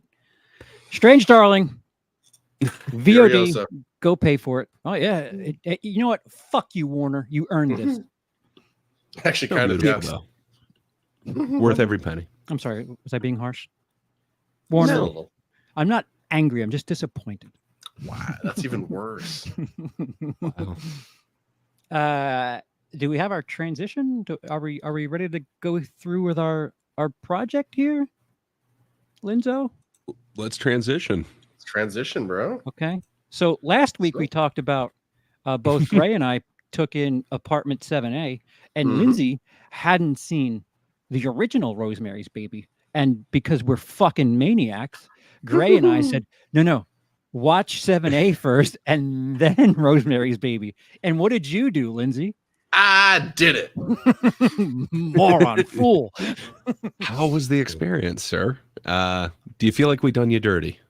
Honestly, not really. I enjoyed Apartment 7A. It was fascinating. Then immediately watching Rosemary's Baby and just being like, oh, so okay, so that's okay.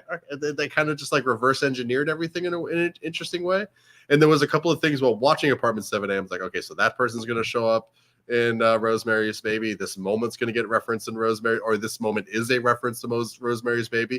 And I was mostly right in those assumptions. But we'll talk about Rosemary's Baby in a moment. But I rather liked Apartment 7A. I thought it was a very compelling narrative, a very likable protagonist. I think it kind of falls apart a little towards the end. The ankles? Say it again. The ankles. Just weak in the ankles. That's all. Oh, weak. Yeah, very weak in the ankles. Oh, so weak in the ankles. But no, it really worked for me. I like the scene a lot where she's drugged. I mean, not because she's drugged, but like the visuals that were tied into it and like the dream aspects of it, I thought were very fascinating. I thought it was a well-made movie. Big Cosby fan. Got it. Say it again. Big Cosby fan. Got it. Cosby? It's a distasteful thing. Sorry. I apologize. I picked up on it too. I don't know. I went in kind of expecting to be lost in the minutia and not really enjoying what my experience whatsoever. But I dug it. It was a fascinating experience for me. You guys, I take it, were not as big as fans of 7A as I was then. Well, we've seen it backwards, so I feel like if you haven't seen the correct ways, right? But that was also the question last week. Like, if you're making this sequel to a 60-year-old movie, who exactly are you targeting with this? And I guess if somebody watches it dry without knowing what Rosemary's Baby is, I guess it works then. Gray? Yeah, I kind of think so. I don't know. What were your impressions, Lindsay? So, like, I definitely have like a long history with Rosemary's Baby going back. So I'm definitely looking at it through that lens. But without having that, did it work for you as like a complete film? Well, just out of curiosity, when you say you have a long history with Rosemary's Baby, was it your baby? You can't prove it. You know, I'm going to say no. That's fair. Legally. Legally, you know what? Legally is all that matters around here. So if I had gone in to Apartment 7A just knowing it was about like a struggling actress who starts getting haunted and maybe some spooky pregnancy stuff, without knowing that it's going to be like the devil and without knowing that it's like this like legacy movie, again, like it's a little, there's some moments towards the end where it gets a little weak, but for the most part, I was pretty compelled. There's a few moments that I wish that they had spent more time on, like spoilers, not really spoilers. It's on streaming. It's on Paramount Plus. So perfect. Yeah. you watch it at home if you want to watch it. So she's a dancer in this. She's an actress, and she has this reputation as the girl who fell because during some performance of some thing that was like a big thing or whatever, she twisted her ankle while she was dancing, and that's the twisted ankle is not something to fuck around with. I've seen Showgirls. You've seen Showgirls, but well, there's a 1-to-1 recreation of the pool short, scene though. in this, so Ooh, I guess I missed that. You're selling her a little short, though. She is a triple threat. She can sing as well, sir. She can. Come on. You're absolutely correct. Sound guy. And also, this chick, I've never seen her in anything before. I thought she was quite good. I would like to see her in more movies. I thought it was Micah Monroe. No, not Micah Monroe. Who's the chick from It Follows? Is it Micah Monroe? It is Micah Monroe. Oh, yeah. Also, She had Micah Monroe's eyes for me, and Micah's doing great for herself. I hope this chick does great for herself, too. Micah was so good. She must appreciate you calling her this chick, too, by the way. And I'm the sexist one. Well, I'll look her name up in a moment. I really, really liked her, though.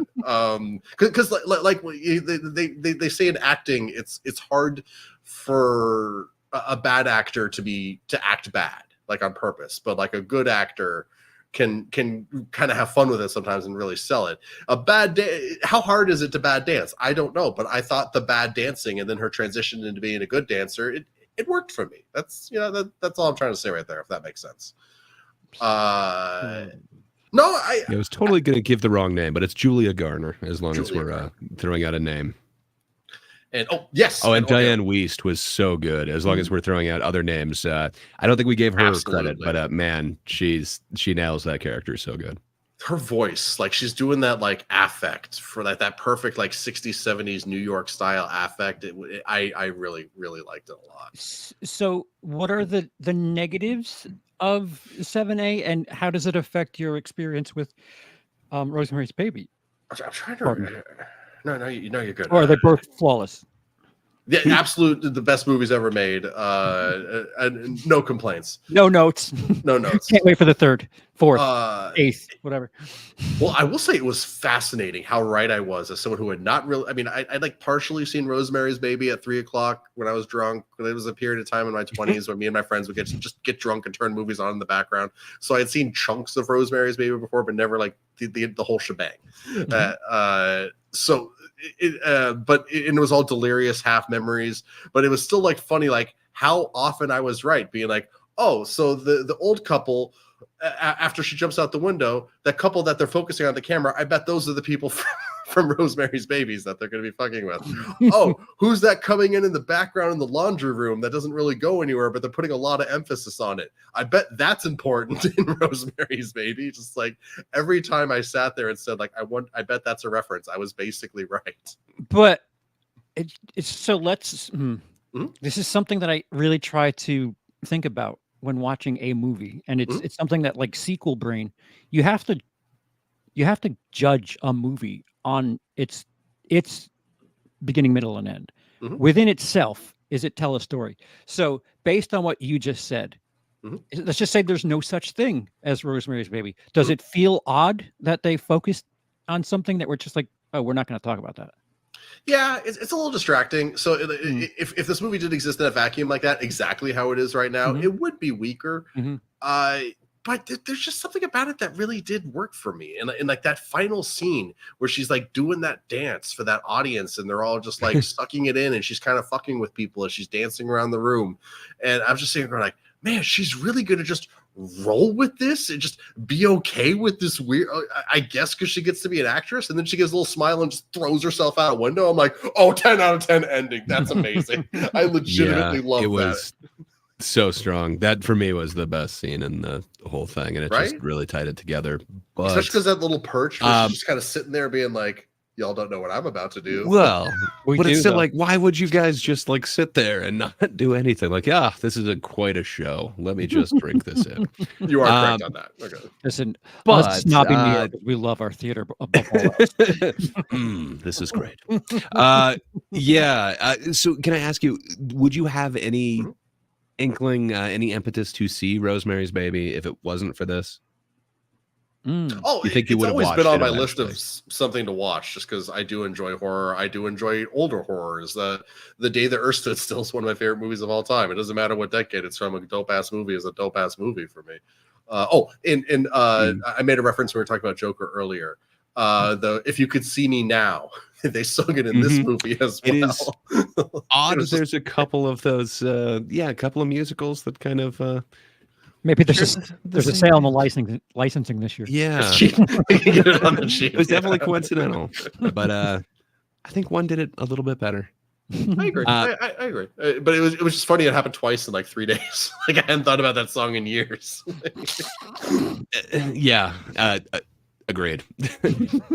So I know that there is an audience. We have a co-worker. No.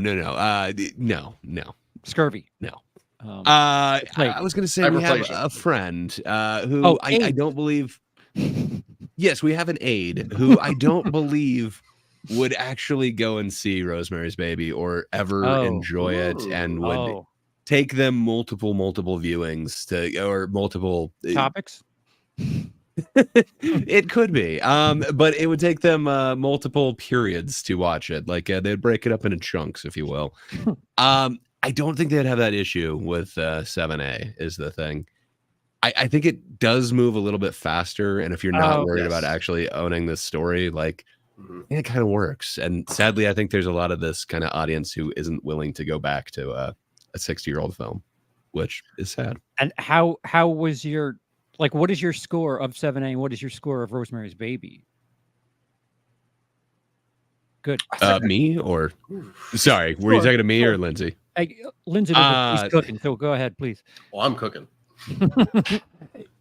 That's interesting. For Rosemary's Baby, I think I'd give it an 8. I think technically it's really done well, but I do not enjoy it. For 7A, I'd go a little bit less than that. It feels so much like it's ripping off, but it's not quite there. I think I'd go 3 out of 5. So what's that? 6 out of 10. Mm-hmm. I honestly put them both you, Lindsay? Kind of in like the three range, for different reasons. Like maybe it's because we did the experiment like this, and maybe it's just because like I genuinely like 7A. Who knows? They're both good for different reasons, and like I think Rosemary's Baby is spookier, and I think the gaslighting in that movie is like dramatically more, which is fascinating. I wasn't ready for the husband to also be in on the Satanist stuff. I mean, obviously, once the movie had been going for a little bit, I pieced it together that the husband was a piece of shit. But I didn't go into the movie assuming that. So that was kind of like a fun little surprise, which I dug. You don't really get a chance to bond with the male lead, or whatever you want to call him, the guy who entices her in the 7. The boss, the producer guy. Yeah, there's no time that you like empathize with him, or think like, I could understand where this guy's going on. He's probably a good guy. Yeah, I just checked, and you got to entertain me for me to really be wowed by everything on top of technical aspects. The original, I gave it 2.5 out of 5. Out of 5, it's a 5 out of 10. 2 out of 5 out of 100. You dick. That is just absolutely unnecessary. 2 out of 5. 2.5 out of all of the movies ever, which goes up to 27 million. And the new one, I have a 2 out of 5. So I consider the old one better, but not by much. So I don't know what the hell that means. Fair enough. I think I do have some reverence for it. Like everybody teaches kind of Rosemary's Baby. Yeah. It does so much, and it's such a film school movie that also Mia Farrow. We haven't said her yet. Yeah, Mia Farrow. It is an amazing performance. Okay. Yeah, I feel like it's the inverse of film school experiences for me, because I had to watch Rosemary's Baby twice, and for different reasons. One time from the other, and I remember being like, this is a horror movie that I don't really care to consider a horror movie. Mm-hmm. And it's the inverse, where like the more I watch it, the more I'm like, boring, I don't care. Whereas Citizen Kane, fucking hated that movie in school, but watching it since, it's like, yeah, you know what, technically this is impressive. It's really, really good. But, okay, greatest movie ever. I'll call you decent. Yeah. It's like the more I watch Citizen Kane, the more I'm like, all right, you know what? I don't want to be here, but I don't mind being here. Whereas things like Rosemary's Baby, it's just like I know what happens. What are you trying to tell me? What's the topic? Can I just get the notes from someone who takes this course? But yeah, and also I think the ending might be weaker ultimately in the original, because I love that her throwing herself out the window thing so much that going back and watching the original, and then she's just like, oh yeah, I'll be the devil's mama. Yeah, no, that's not how you rock this is how you're. I'm just like, Jesus, Mia Farrow. Like, I get it, you wanted a baby, but like, come on, lady. I do like that they didn't show us the baby. They talk about how horrific it looks, but they don't show it. That's that like Seven talking about how horribly the corpse is mangled, but don't show us the corpse, show us the weapon. That's filmmaking right there. I really liked that. And that is kind of it. I didn't have room for it, but it would have been great on yesterday's stream. How can you do something that implies gore and not show it and have the audience be like, oh fuck, this is because it's true. People are horrified at Reservoir Dogs, but especially the ear scene is what I'm thinking of. Like, people say it's notoriously so gory, and it's like, really, it shows you the back of Michael Madsen, and then it cuts around and you see a prosthetic and he's holding something. But everyone just builds that up in their head. I think you could do angles like that. I think you could do blocking and camera movement to really sell an effect. And it's like what's in the box? And in Hitchcock, the way he edits Psycho, it leads you to think that you're seeing things because your mind is like connecting the dots with the way it's edited. There's a documentary about the shower scene. I think it's called 78-52, and it's sounds right. Fucking. I'd rather watch that than take a film course on that movie, because it's fascinating. Just talking about the way that film is edited. Just that scene. It's 78 shots, 52 cuts. I think is what that stands for. Wow. And a lot of it is just implying and getting you to, because it's one of the big things in horror. If the audience can think something far worse than you're going to show them, don't let them paint the picture. Yeah, for sure. It's going to be better than CG. What was the Witch had a really great moment of that when Black Phillip just starts talking, but we kind of see him, we kind of don't see him. Like, that makes that ending so much better. Good. If he was just like, well, hello, I am Black Phillip, and I am possibly the devil, possibly not. Like, that movie would have been terrible.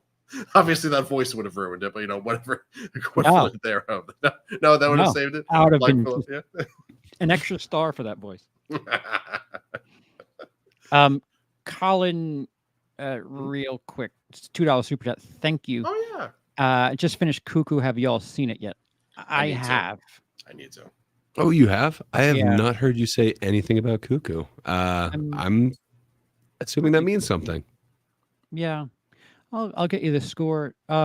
It's because our buddy Patrick's in it. First of all, like that's. I think that's what elevates it for me. It's like anytime I see that guy, it's like, oh, I love this film now. Oh, what? You guys know someone in Cuckoo? That's so cool. No. Okay. A mutual of ours very much seems like. Is it Ray Stevens? Dan Stevens. Dan Stevens. Yeah. Sorry, I always screw up his name. I think Ray Stevens is dead, guys. Yeah, I always screw up the two of them, and I don't know why. I love both of them, but somehow transpose their names. Yeah, Cuckoo, I gave a 2.5 out of 5. And wait, so you're giving it Rosemary's Baby score? Oh, yes. Wow. I don't know if you could 2.5 babies out of Rosemary. Yeah, I liked it. Some of it feels a little. I like this a lot here too. But go ahead, finish it. Then I'll read it after you're done. No, go ahead. When Clarice Starling, good example.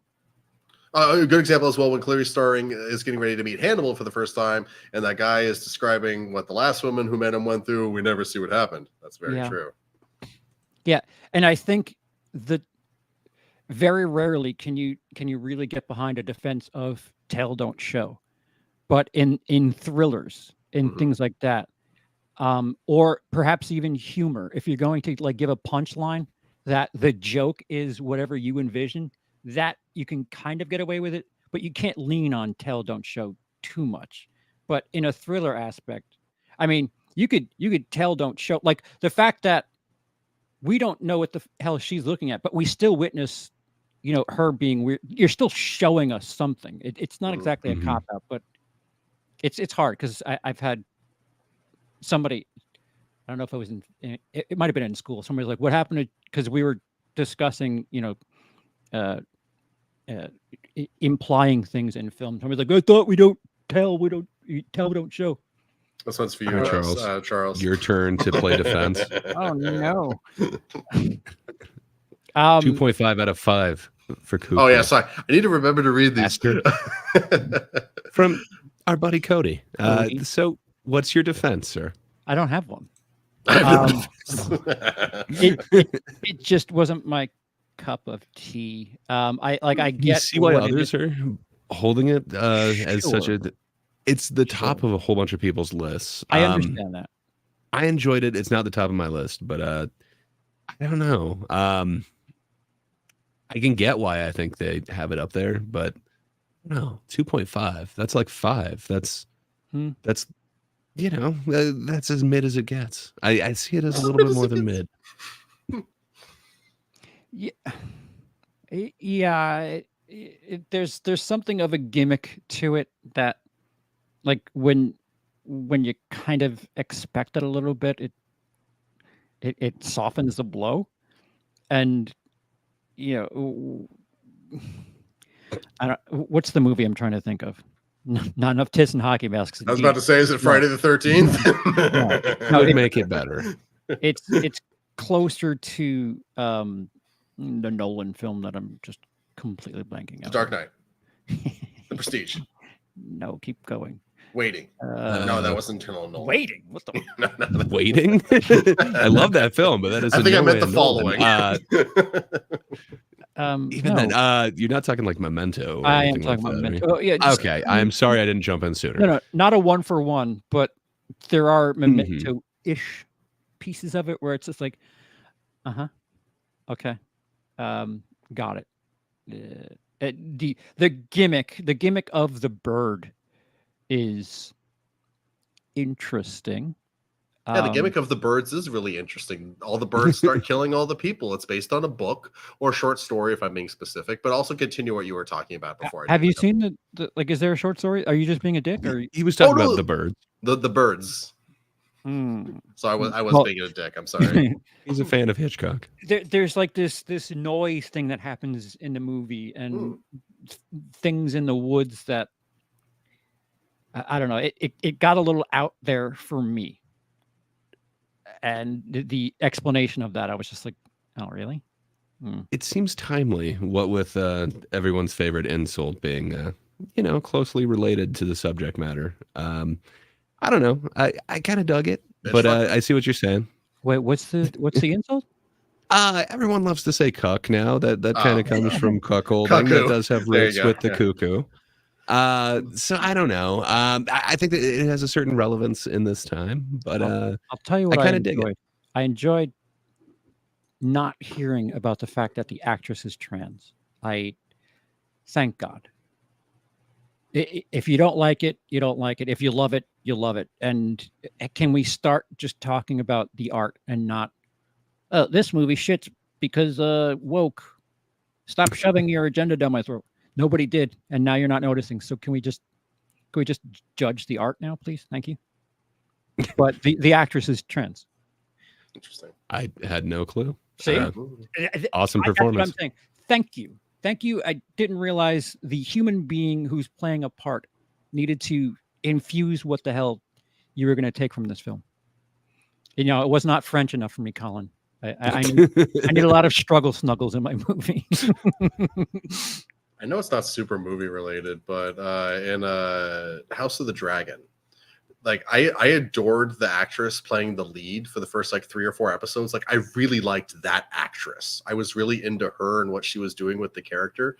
And then they switched actors because she ages like 10 years, but no other actor changes. Only her, the one who I was really also liking. Hightower. No, Technically, Alicent also changes, but yeah, I know what you're meaning. It is interesting. They've done But- that a but- couple times in a couple different things, but true. man, it kind of changes up. But It's, it made it so hard to talk about at the time because like I didn't want to say like, oh, I hate this train. No, it's like she's not the same actress. I liked the other one. She was this new one's fine. I got nothing against her, but I just really liked her. It was a funny moment. See, here I am. Apparently, Cody says I had a dozen comments chastising me for saying she in my Cuckoo review. She might be they. So, that well, they had a killer performance. Right. I got to be honest. Like I loved that whole thing. To me, it wasn't quite as effective as it could have been, but man, interesting idea. Yeah, it's just proof that I'm not as refreshed as I think I am. But the fact that never became a thing of why the movie sucks that's a step in the right direction. That's interesting, actually. Yeah, I hadn't even heard that till now. So hell yeah, that's awesome. Yeah. That seems like that's a more positive thing. I don't know what their pronouns are, but the character is a girl in the movie, and that's all you like. They don't give you any other reason to think anything else other than it's a girl in the movie, but it's played by an actor that was born a man. I think generally speaking, like as long as like you mean well and you're not like purposefully getting it wrong, like it's But that's the problem. A lot of this shit on the internet is, oh, they're shoving this shit down our throat because person is a thing that I don't agree with, and it's like, are they though? Yeah. I don't think they are. I think you're making a big deal of it. I definitely would. I a couple of times when I was working at the bar, I'd just be, "Hey, can I get you guys anything else?" And someone would be like, "Excuse me, I'm a woman." Whoa! Like, no, I didn't. Yeah, I didn't mean that. I didn't mean that. Like, no. I'm sorry, Linz. I'm going to be a bit of a red stater here. That's a colloquialism where it's 100%. Like, listen, 100%. I'm working. I need to cover 55 tables right now. Do you want me to call you Sir Fancy Pants of Longington or whatever the fuck? Guys is no. 100%, because like I specifically would use guys because they kind of had that colloquialism too. Yeah. And then it's Gang. like, don't gang. I should use gang. Folks, but then what if they're black? people. A terrible joke. That was a terrible joke. That was a terrible joke. I'm a bad person. God, I'm a bad person for that one. Okay, I'm gonna get You have to canceled. move now. out of California for that. I am actually. I'm coming to New York. See you in bed. Nope. Go straight to No. Iowa. Do not pass. Oh, Iowa.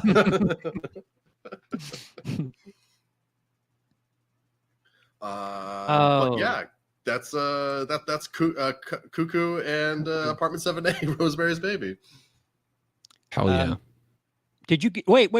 Did you give your scores for 7A and Rosemary? Oh yeah, they're both like in the 3 range. Oh, you're right. Because there's like things about 7A that I thought were dope that would have been cool in Rosemary's Baby, and I liked how Rosemary's Baby was just like it like I liked all the gaslighting in it. I liked like how she plays with like that Scrabble thing at one point. I don't fully understand why she did it, but it was kind of cute and fun at the same time. They both did things that I wish the other did. So I think they're both good for different reasons, I guess I'm trying to say. I don't know if we need another Rosemary's Baby. Just leave it here. Like we don't need to get like the backstory for the guy who works the door or anything like that. Just sure? Someone in Hollywood's probably writing it. So this next weekend upcoming, there's a handful of movies that are being released. Gray's going to draw us a picture of what's coming up. Sorry, I was trying to seamlessly let my dog out of the room. He's ringing a bell. It's fine. Oh, we've got the bell system, the bells on the door so that they can go over, and I'm terrible at pointing at things behind me on camera. But excuse me, the pet owners are masturbating right now. Yeah, we are. Pet owners and this. Pet owners are better than non-pet owners. Pet owners are better than non-pet owners.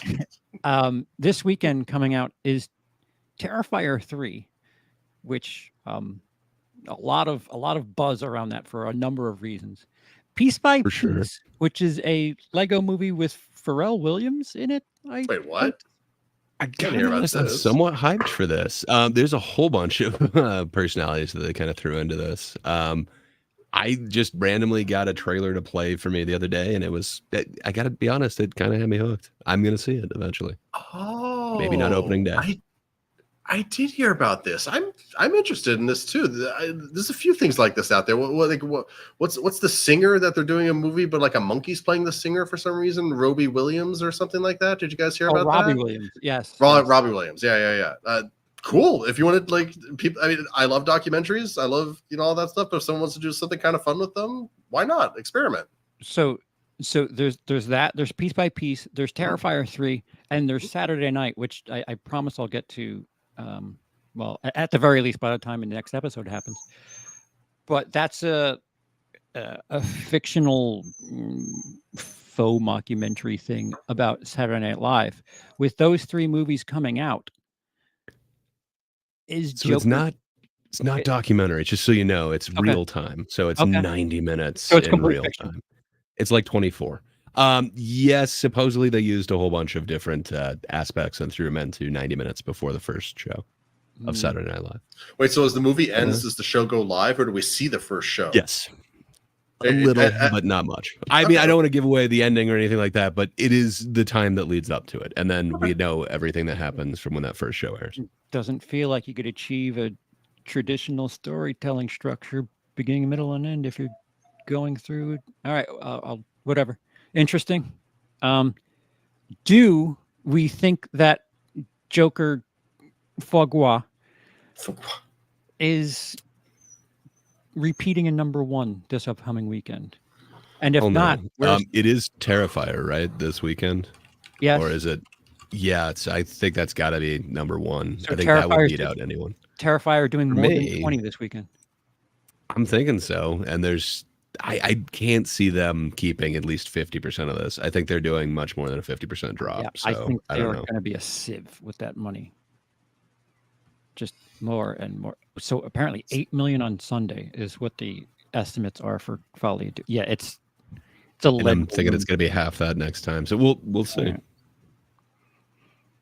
Yeah, I don't know Terrifier. I should finally check that out. But does it have like a huge following, or is it kind of like a niche thing? It just keeps getting more steam in the horror universe.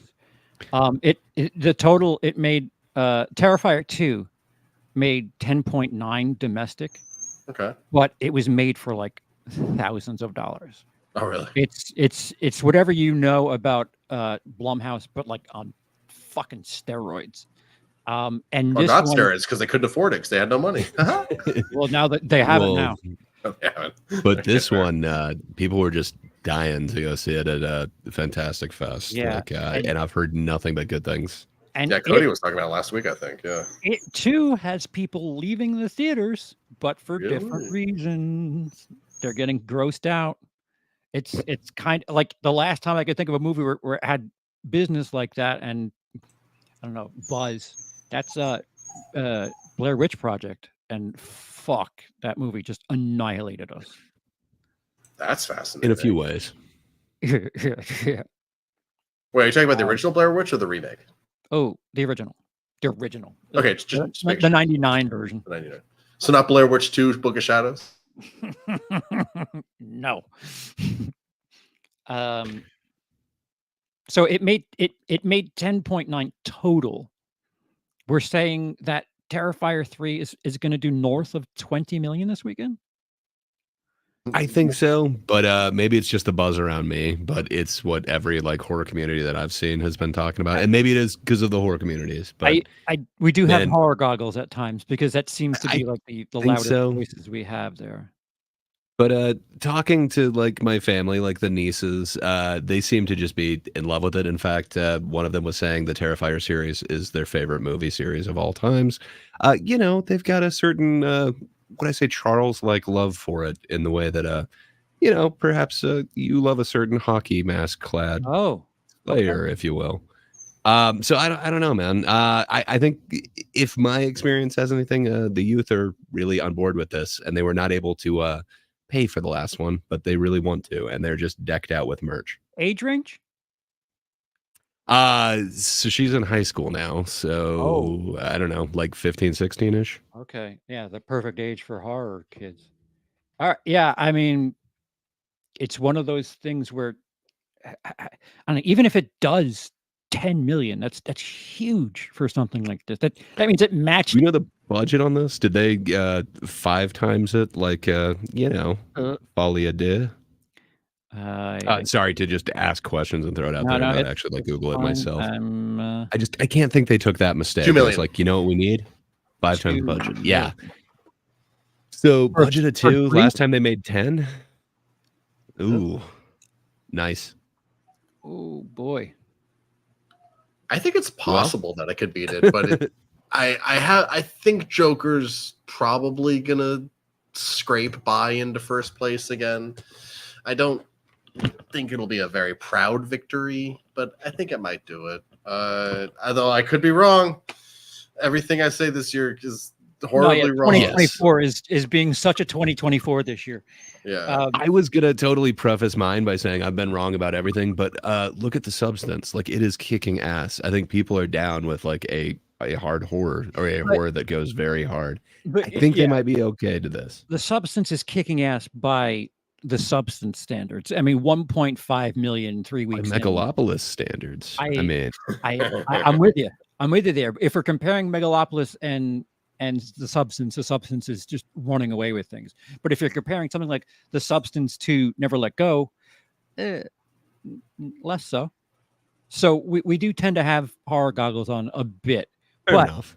If we had this discussion 3 weeks ago and said Joker is really going to have a hard time the following week against Terrifier, like, would anybody take that shit seriously? No. It's frightening. It's terrifying. 3 of them. Oh. Yeah, I would have put my money on the Joker, but I think it'd be stupid not to, without knowing exactly what the hell the sequel was going to be. Yeah, I think it's not for everyone, and I think that's a bold choice with 200 million as a budget.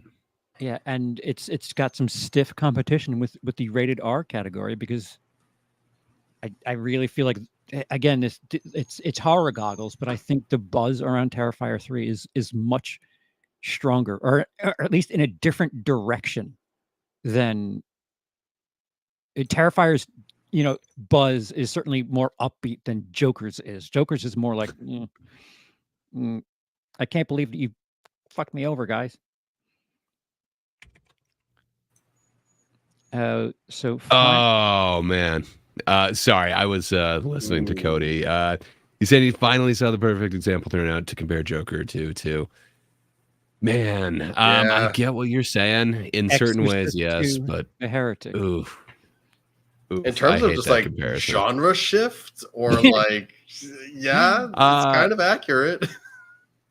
Kind of if you love this, you'll hate this. Yeah, I definitely see that comparison, but I don't know, man. I can totally get behind both Jokers. I cannot get behind the Heretic. I want to like it. They spent a lot of time and effort, but man, I cannot find a way to like that one. Cody says, as far as departure and bold changes to an Oscar winner. I see the comparison. Actor, and what was the other thing it won for? I know it won for one other thing. Joker won, right? Actor and Joker won Oscar. It might have been did he win director? No. Original score. Yeah. I had the wrong word. Scored, yeah. That makes sense. Shit, what was just said a second ago? Man. The departure from an Oscar-winning original with The Exorcist. So to step down from the Oscar winner, I compared it to Texas Chainsaw Massacre. Toby Hooper didn't want to do 2. And he fucked around super with long 2. chainsaw.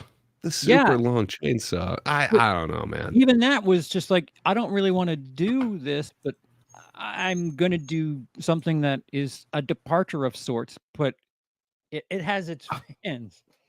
But it introduced Bill. I don't know. Like, we would have no Rob Zombie if it wasn't for Texas Chainsaw 2. Wow, that's a hell of a statement right there. Oh, also, sorry, I wanted to bring up Texas Chainsaw when we were talking about horror movies that don't actually show that much, because there was all that hullabaloo about people that wanted to cut down all the horrible violence in the original Texas Chainsaw Massacre, but there isn't that much. No. I mean, there's like disturbing images, but there's not that much violence. You know, The sequels and remakes kind of upped it a bit. Yeah, they hold all of the beers. Sorry to rewind us like that. I suddenly remembered. Ooh, a thing I wanted to say. No.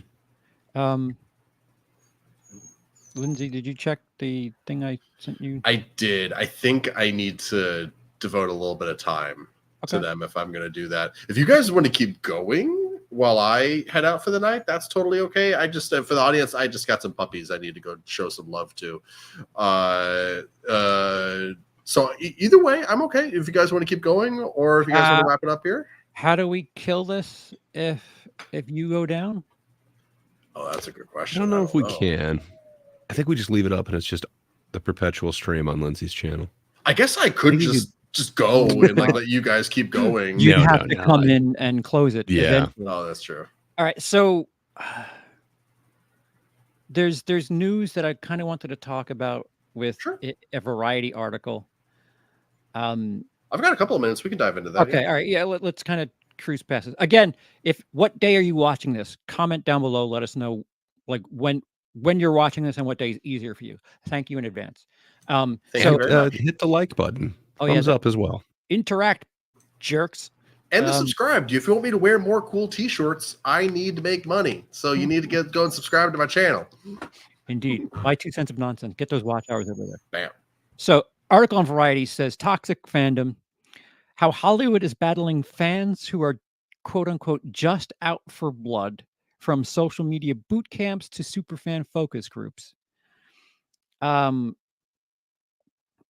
And it talks about how social media is kind of pissing off basically the images that they show on this article are like everything you can think of from Disney, and a gay kiss from, it looks like Game of Thrones.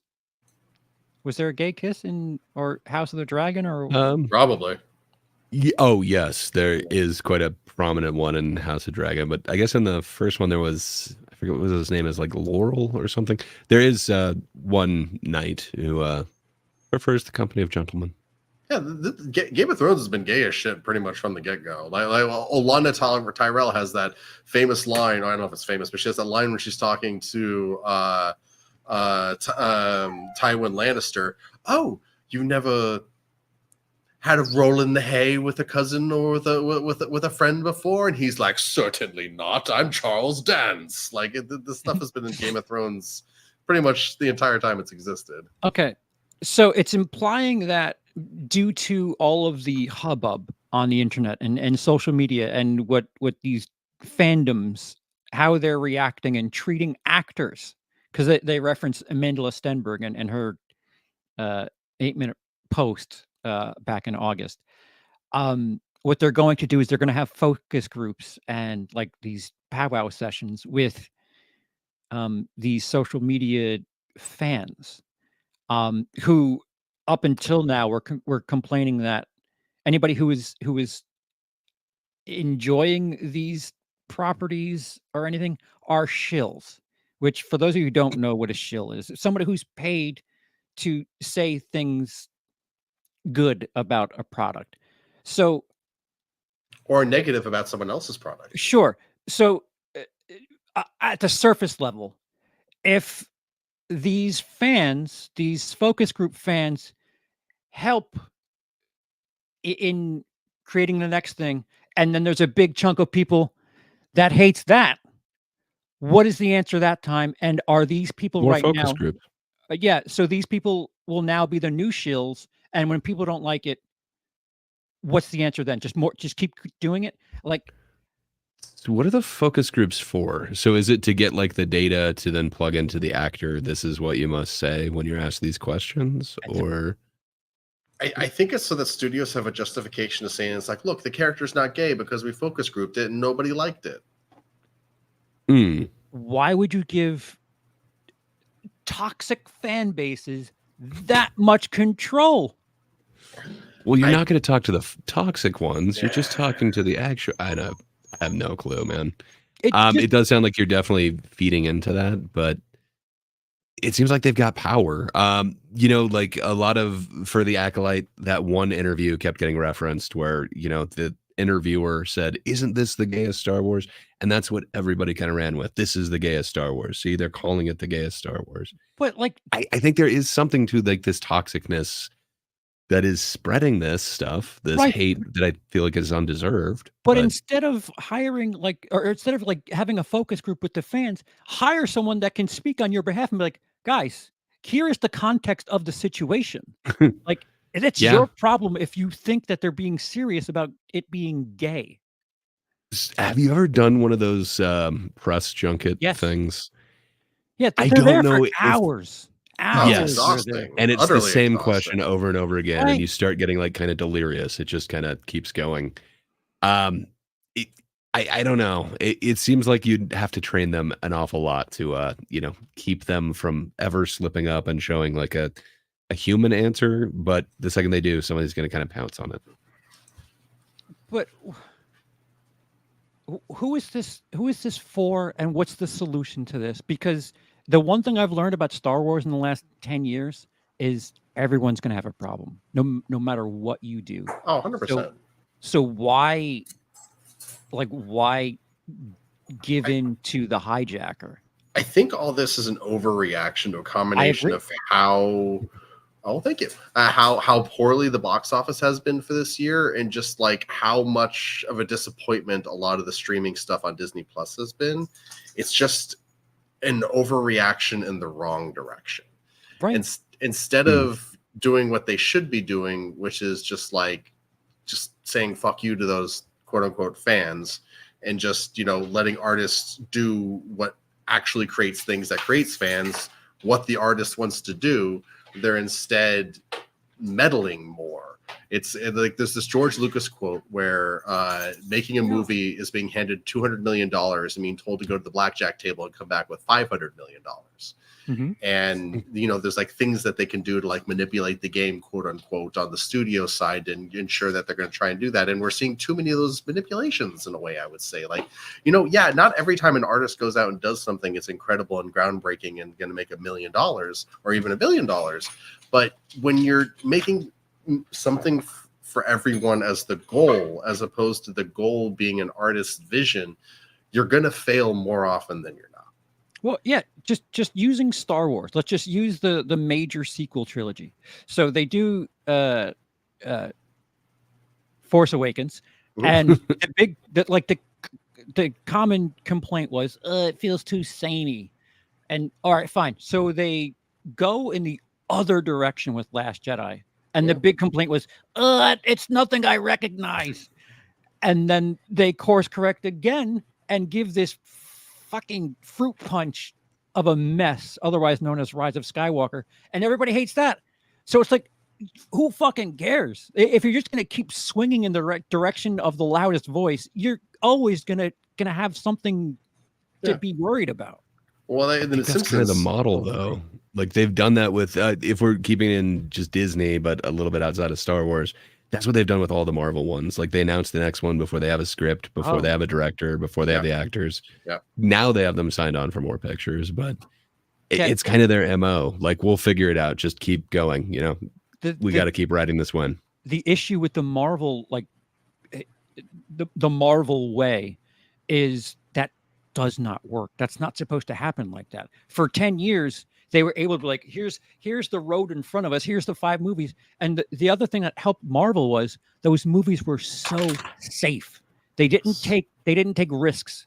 It was just, here's a 3.5-star movie, by the book. We're not taking any risks. We're not really doing anything extravagant. We're not going to piss you off too much, but here's a solid movie. We're not going to do anything with the score. We're not going to do it with the cinematography. It's just a good time. See you next week. Yeah. No, it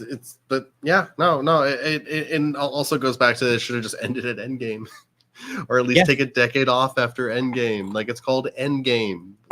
End. END. You can't end it there. Double down.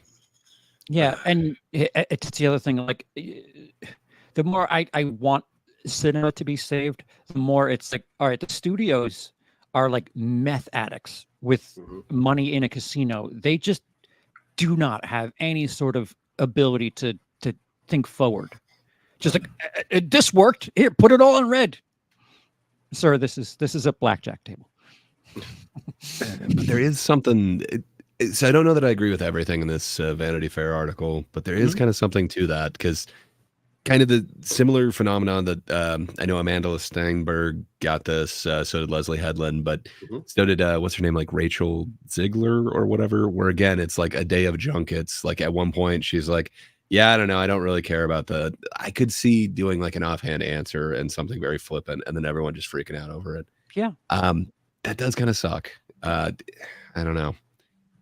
It's definitely a problem having this much access to every celebrity at every point in their life, and especially with these extended junket things. But I don't know what the solution is. Cody has a solution.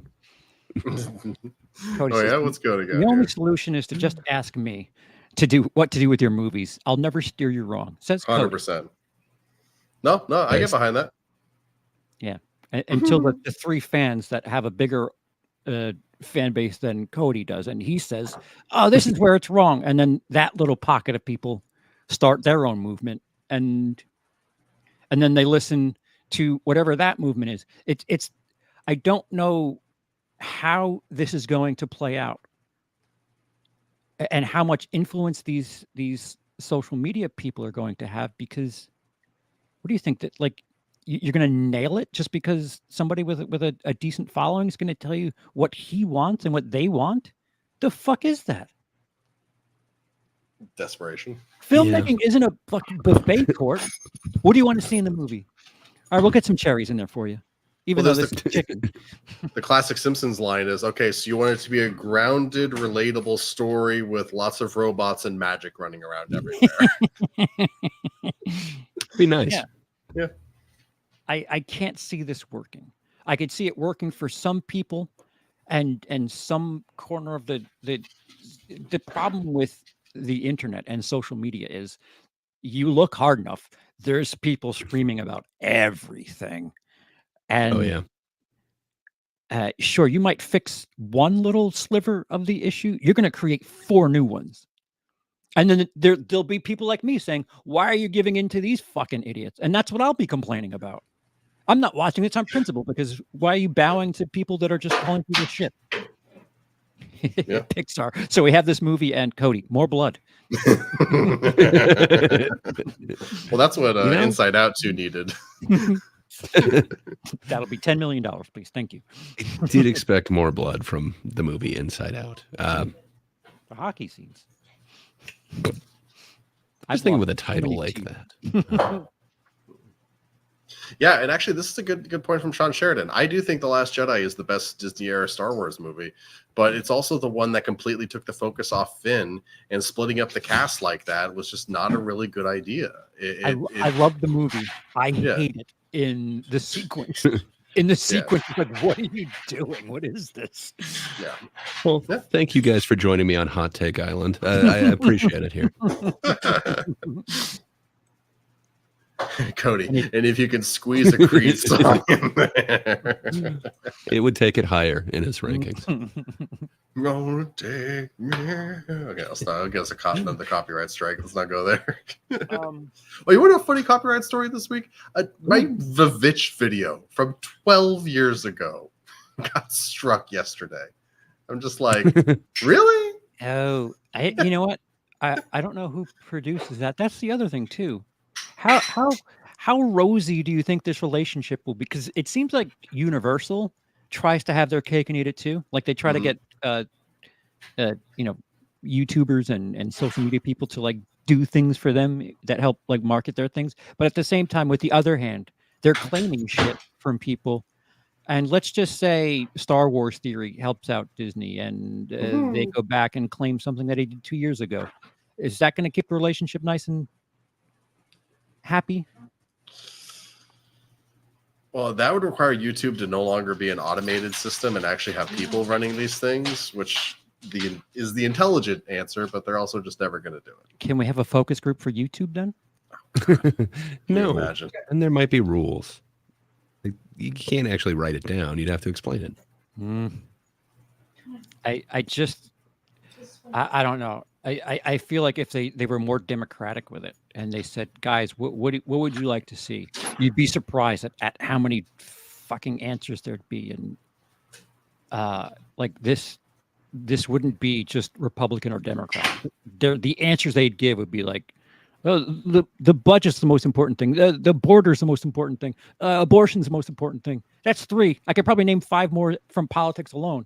Mhm. And just thinking about what would fix movie going for you? Oh, and let the fans drive that discussion. And that's not a guarantee that you're going to make your money back either. That's just what do these loud complaining people want? All right, this is what they said they want. Let's give it to them. And then what if they even them, the ones that helped you with notes and focus groups, they're still not pleased. Then what? Thank you. Glenn. New focus group. I'm assuming like it's focus groups all the way down, but That's a slippery slope. And again, awful foresight. Just do better. Just do better. we gotta get the focus group to find out what areas you should do better in. I mean, come on. Cody says, in the same week, Universal asked me to do a silent trailer reaction to Speak No Evil, and they claimed 11 minutes of a 4-year-old review with 6 seconds of trailer footage. No comment. Wait, what is a silent trailer reaction? Oh, like, things they can put under their trailer or their like thing for TikTok, like a 20-second thing, like so-and-so says it's the greatest thing ever. And in the background, you have like people reacting.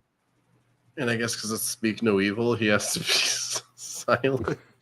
Perhaps. What the fuck? What? I don't know to take that legitimately or Which one? What. Don't highlight it. Okay. 11. I will highlight nothing. 11:44. 11 for cool. 8:44 for me. Yeah. Under Cody. I don't know where that's coming from. Congratulations, Lindsay. You've officially made it. Woo! Huzzah. But Yeah. Go ahead, please. to the week that's coming up here. So it's gonna so Terrifier 3. Yeah, Terrifier 3. Terrifier 3 Saturday night, and Piece by Piece. And just a way to bridge the gap here. Let's go to an old-fashioned show business thing. So it's going to be first place Joker, second place Terrifier 3. What do we think is third place going to be? Is that going to be a Saturday Night Live or no? You don't think so? No.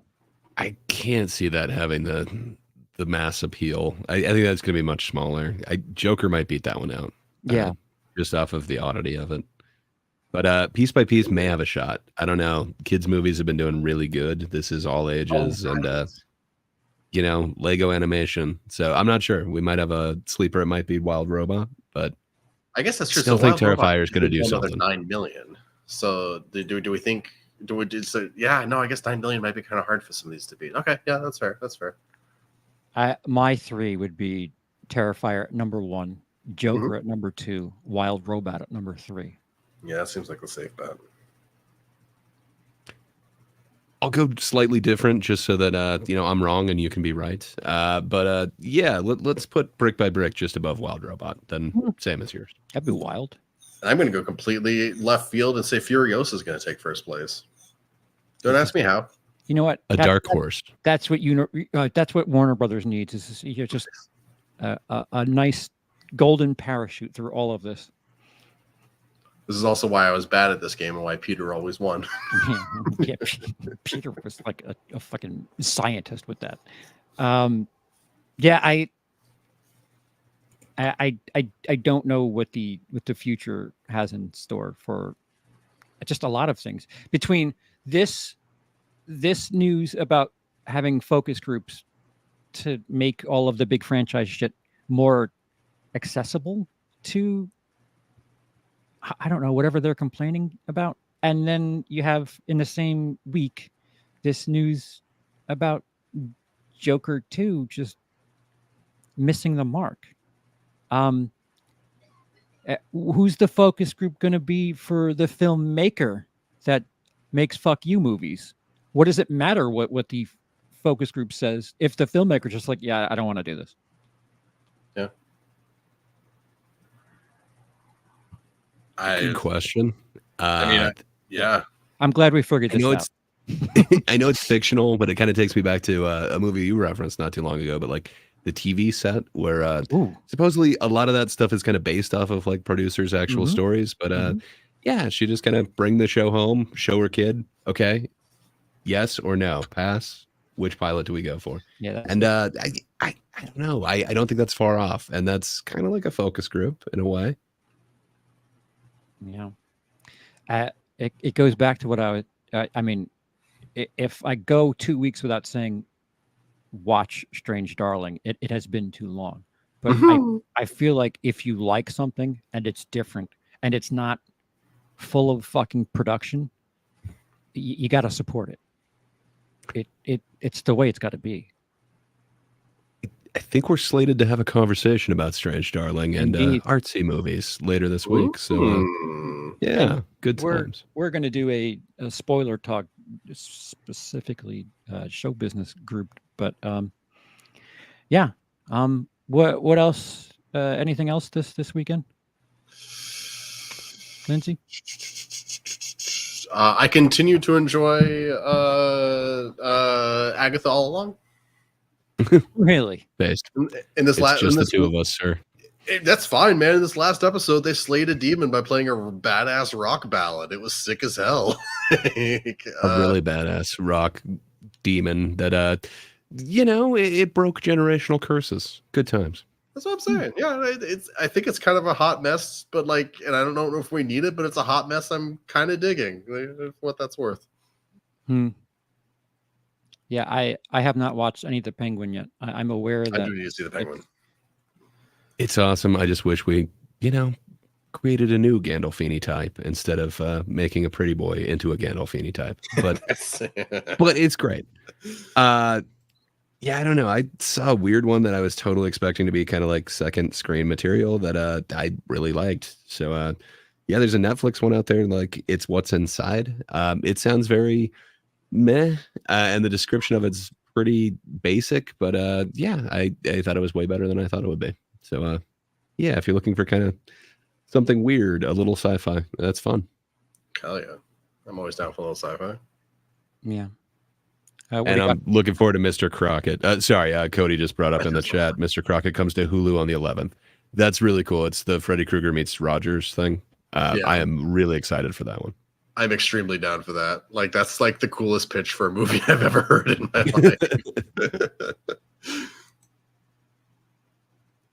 life. What do you got going on your channel?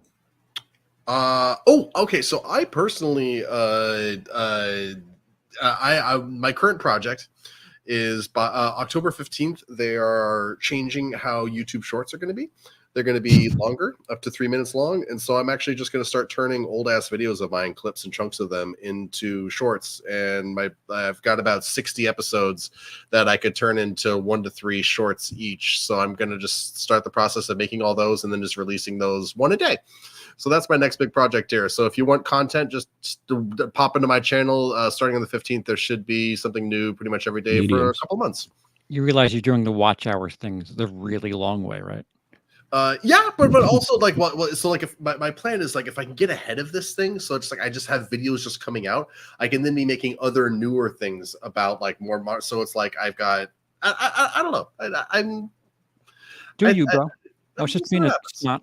No, I hate you. The mediums market, Cancer, but think about it. The somebody has edged in on the shorts market, but nobody has the mediums. You could be the king of 3 minutes. I'm going to be the king of the mediums. Gray, what do you? Right. Nothing, because my channel is dead. But if you just can't get enough and you do want to hear some people think about Strange Darling and kind of artsy films, stop by That Darn Kidda's channel. That's YouTube at That Darn Kidda. Thursday evening, I believe, for Thinkers After Dark Film Thunk. So yeah, come think with us. It's people from like 3 different continents disagreeing about everything. This time it's going to be film. Come over. Enjoy. Sweet. I think that's about all I got. What about you, Charles? You've got stuff. Yeah. Again, please interact with us. Let us know when you're watching this and what day is good for you, the audience. You can be our focus group. Let us know when show business works for you and what time of day you watch it. But we're not going to listen to you. It's just and then we can go whichever day that you deem well instead of Charles. I need to speak to Gray about this off screen, but Jacob so graciously has made it possible that we have to do a members only stream, and everybody voted on stand-up comics, the most important stand-up comedians. And I don't want to speak out of turn, but whenever sounds so awesome. Whenever we can do that, be on the lookout for that. It may be very soon. It may not. October's weird for me. But spooky season. It's not like you got anything to do during this time of year. Come on. I've watched 28 of those 38 movies. 28 of those 31. I'm good. Oh, who needs to film anything? Lindsay, you got the control. Go take care of your dogs here. And yeah, I'm gonna go take care of some dogs, and I think Gray is too, and I think Charles is gonna just stand in the dark like he does whenever the YouTube stops streaming. Masturbate in the shower. Okay, bro, this is a family show. Like, no, it's not.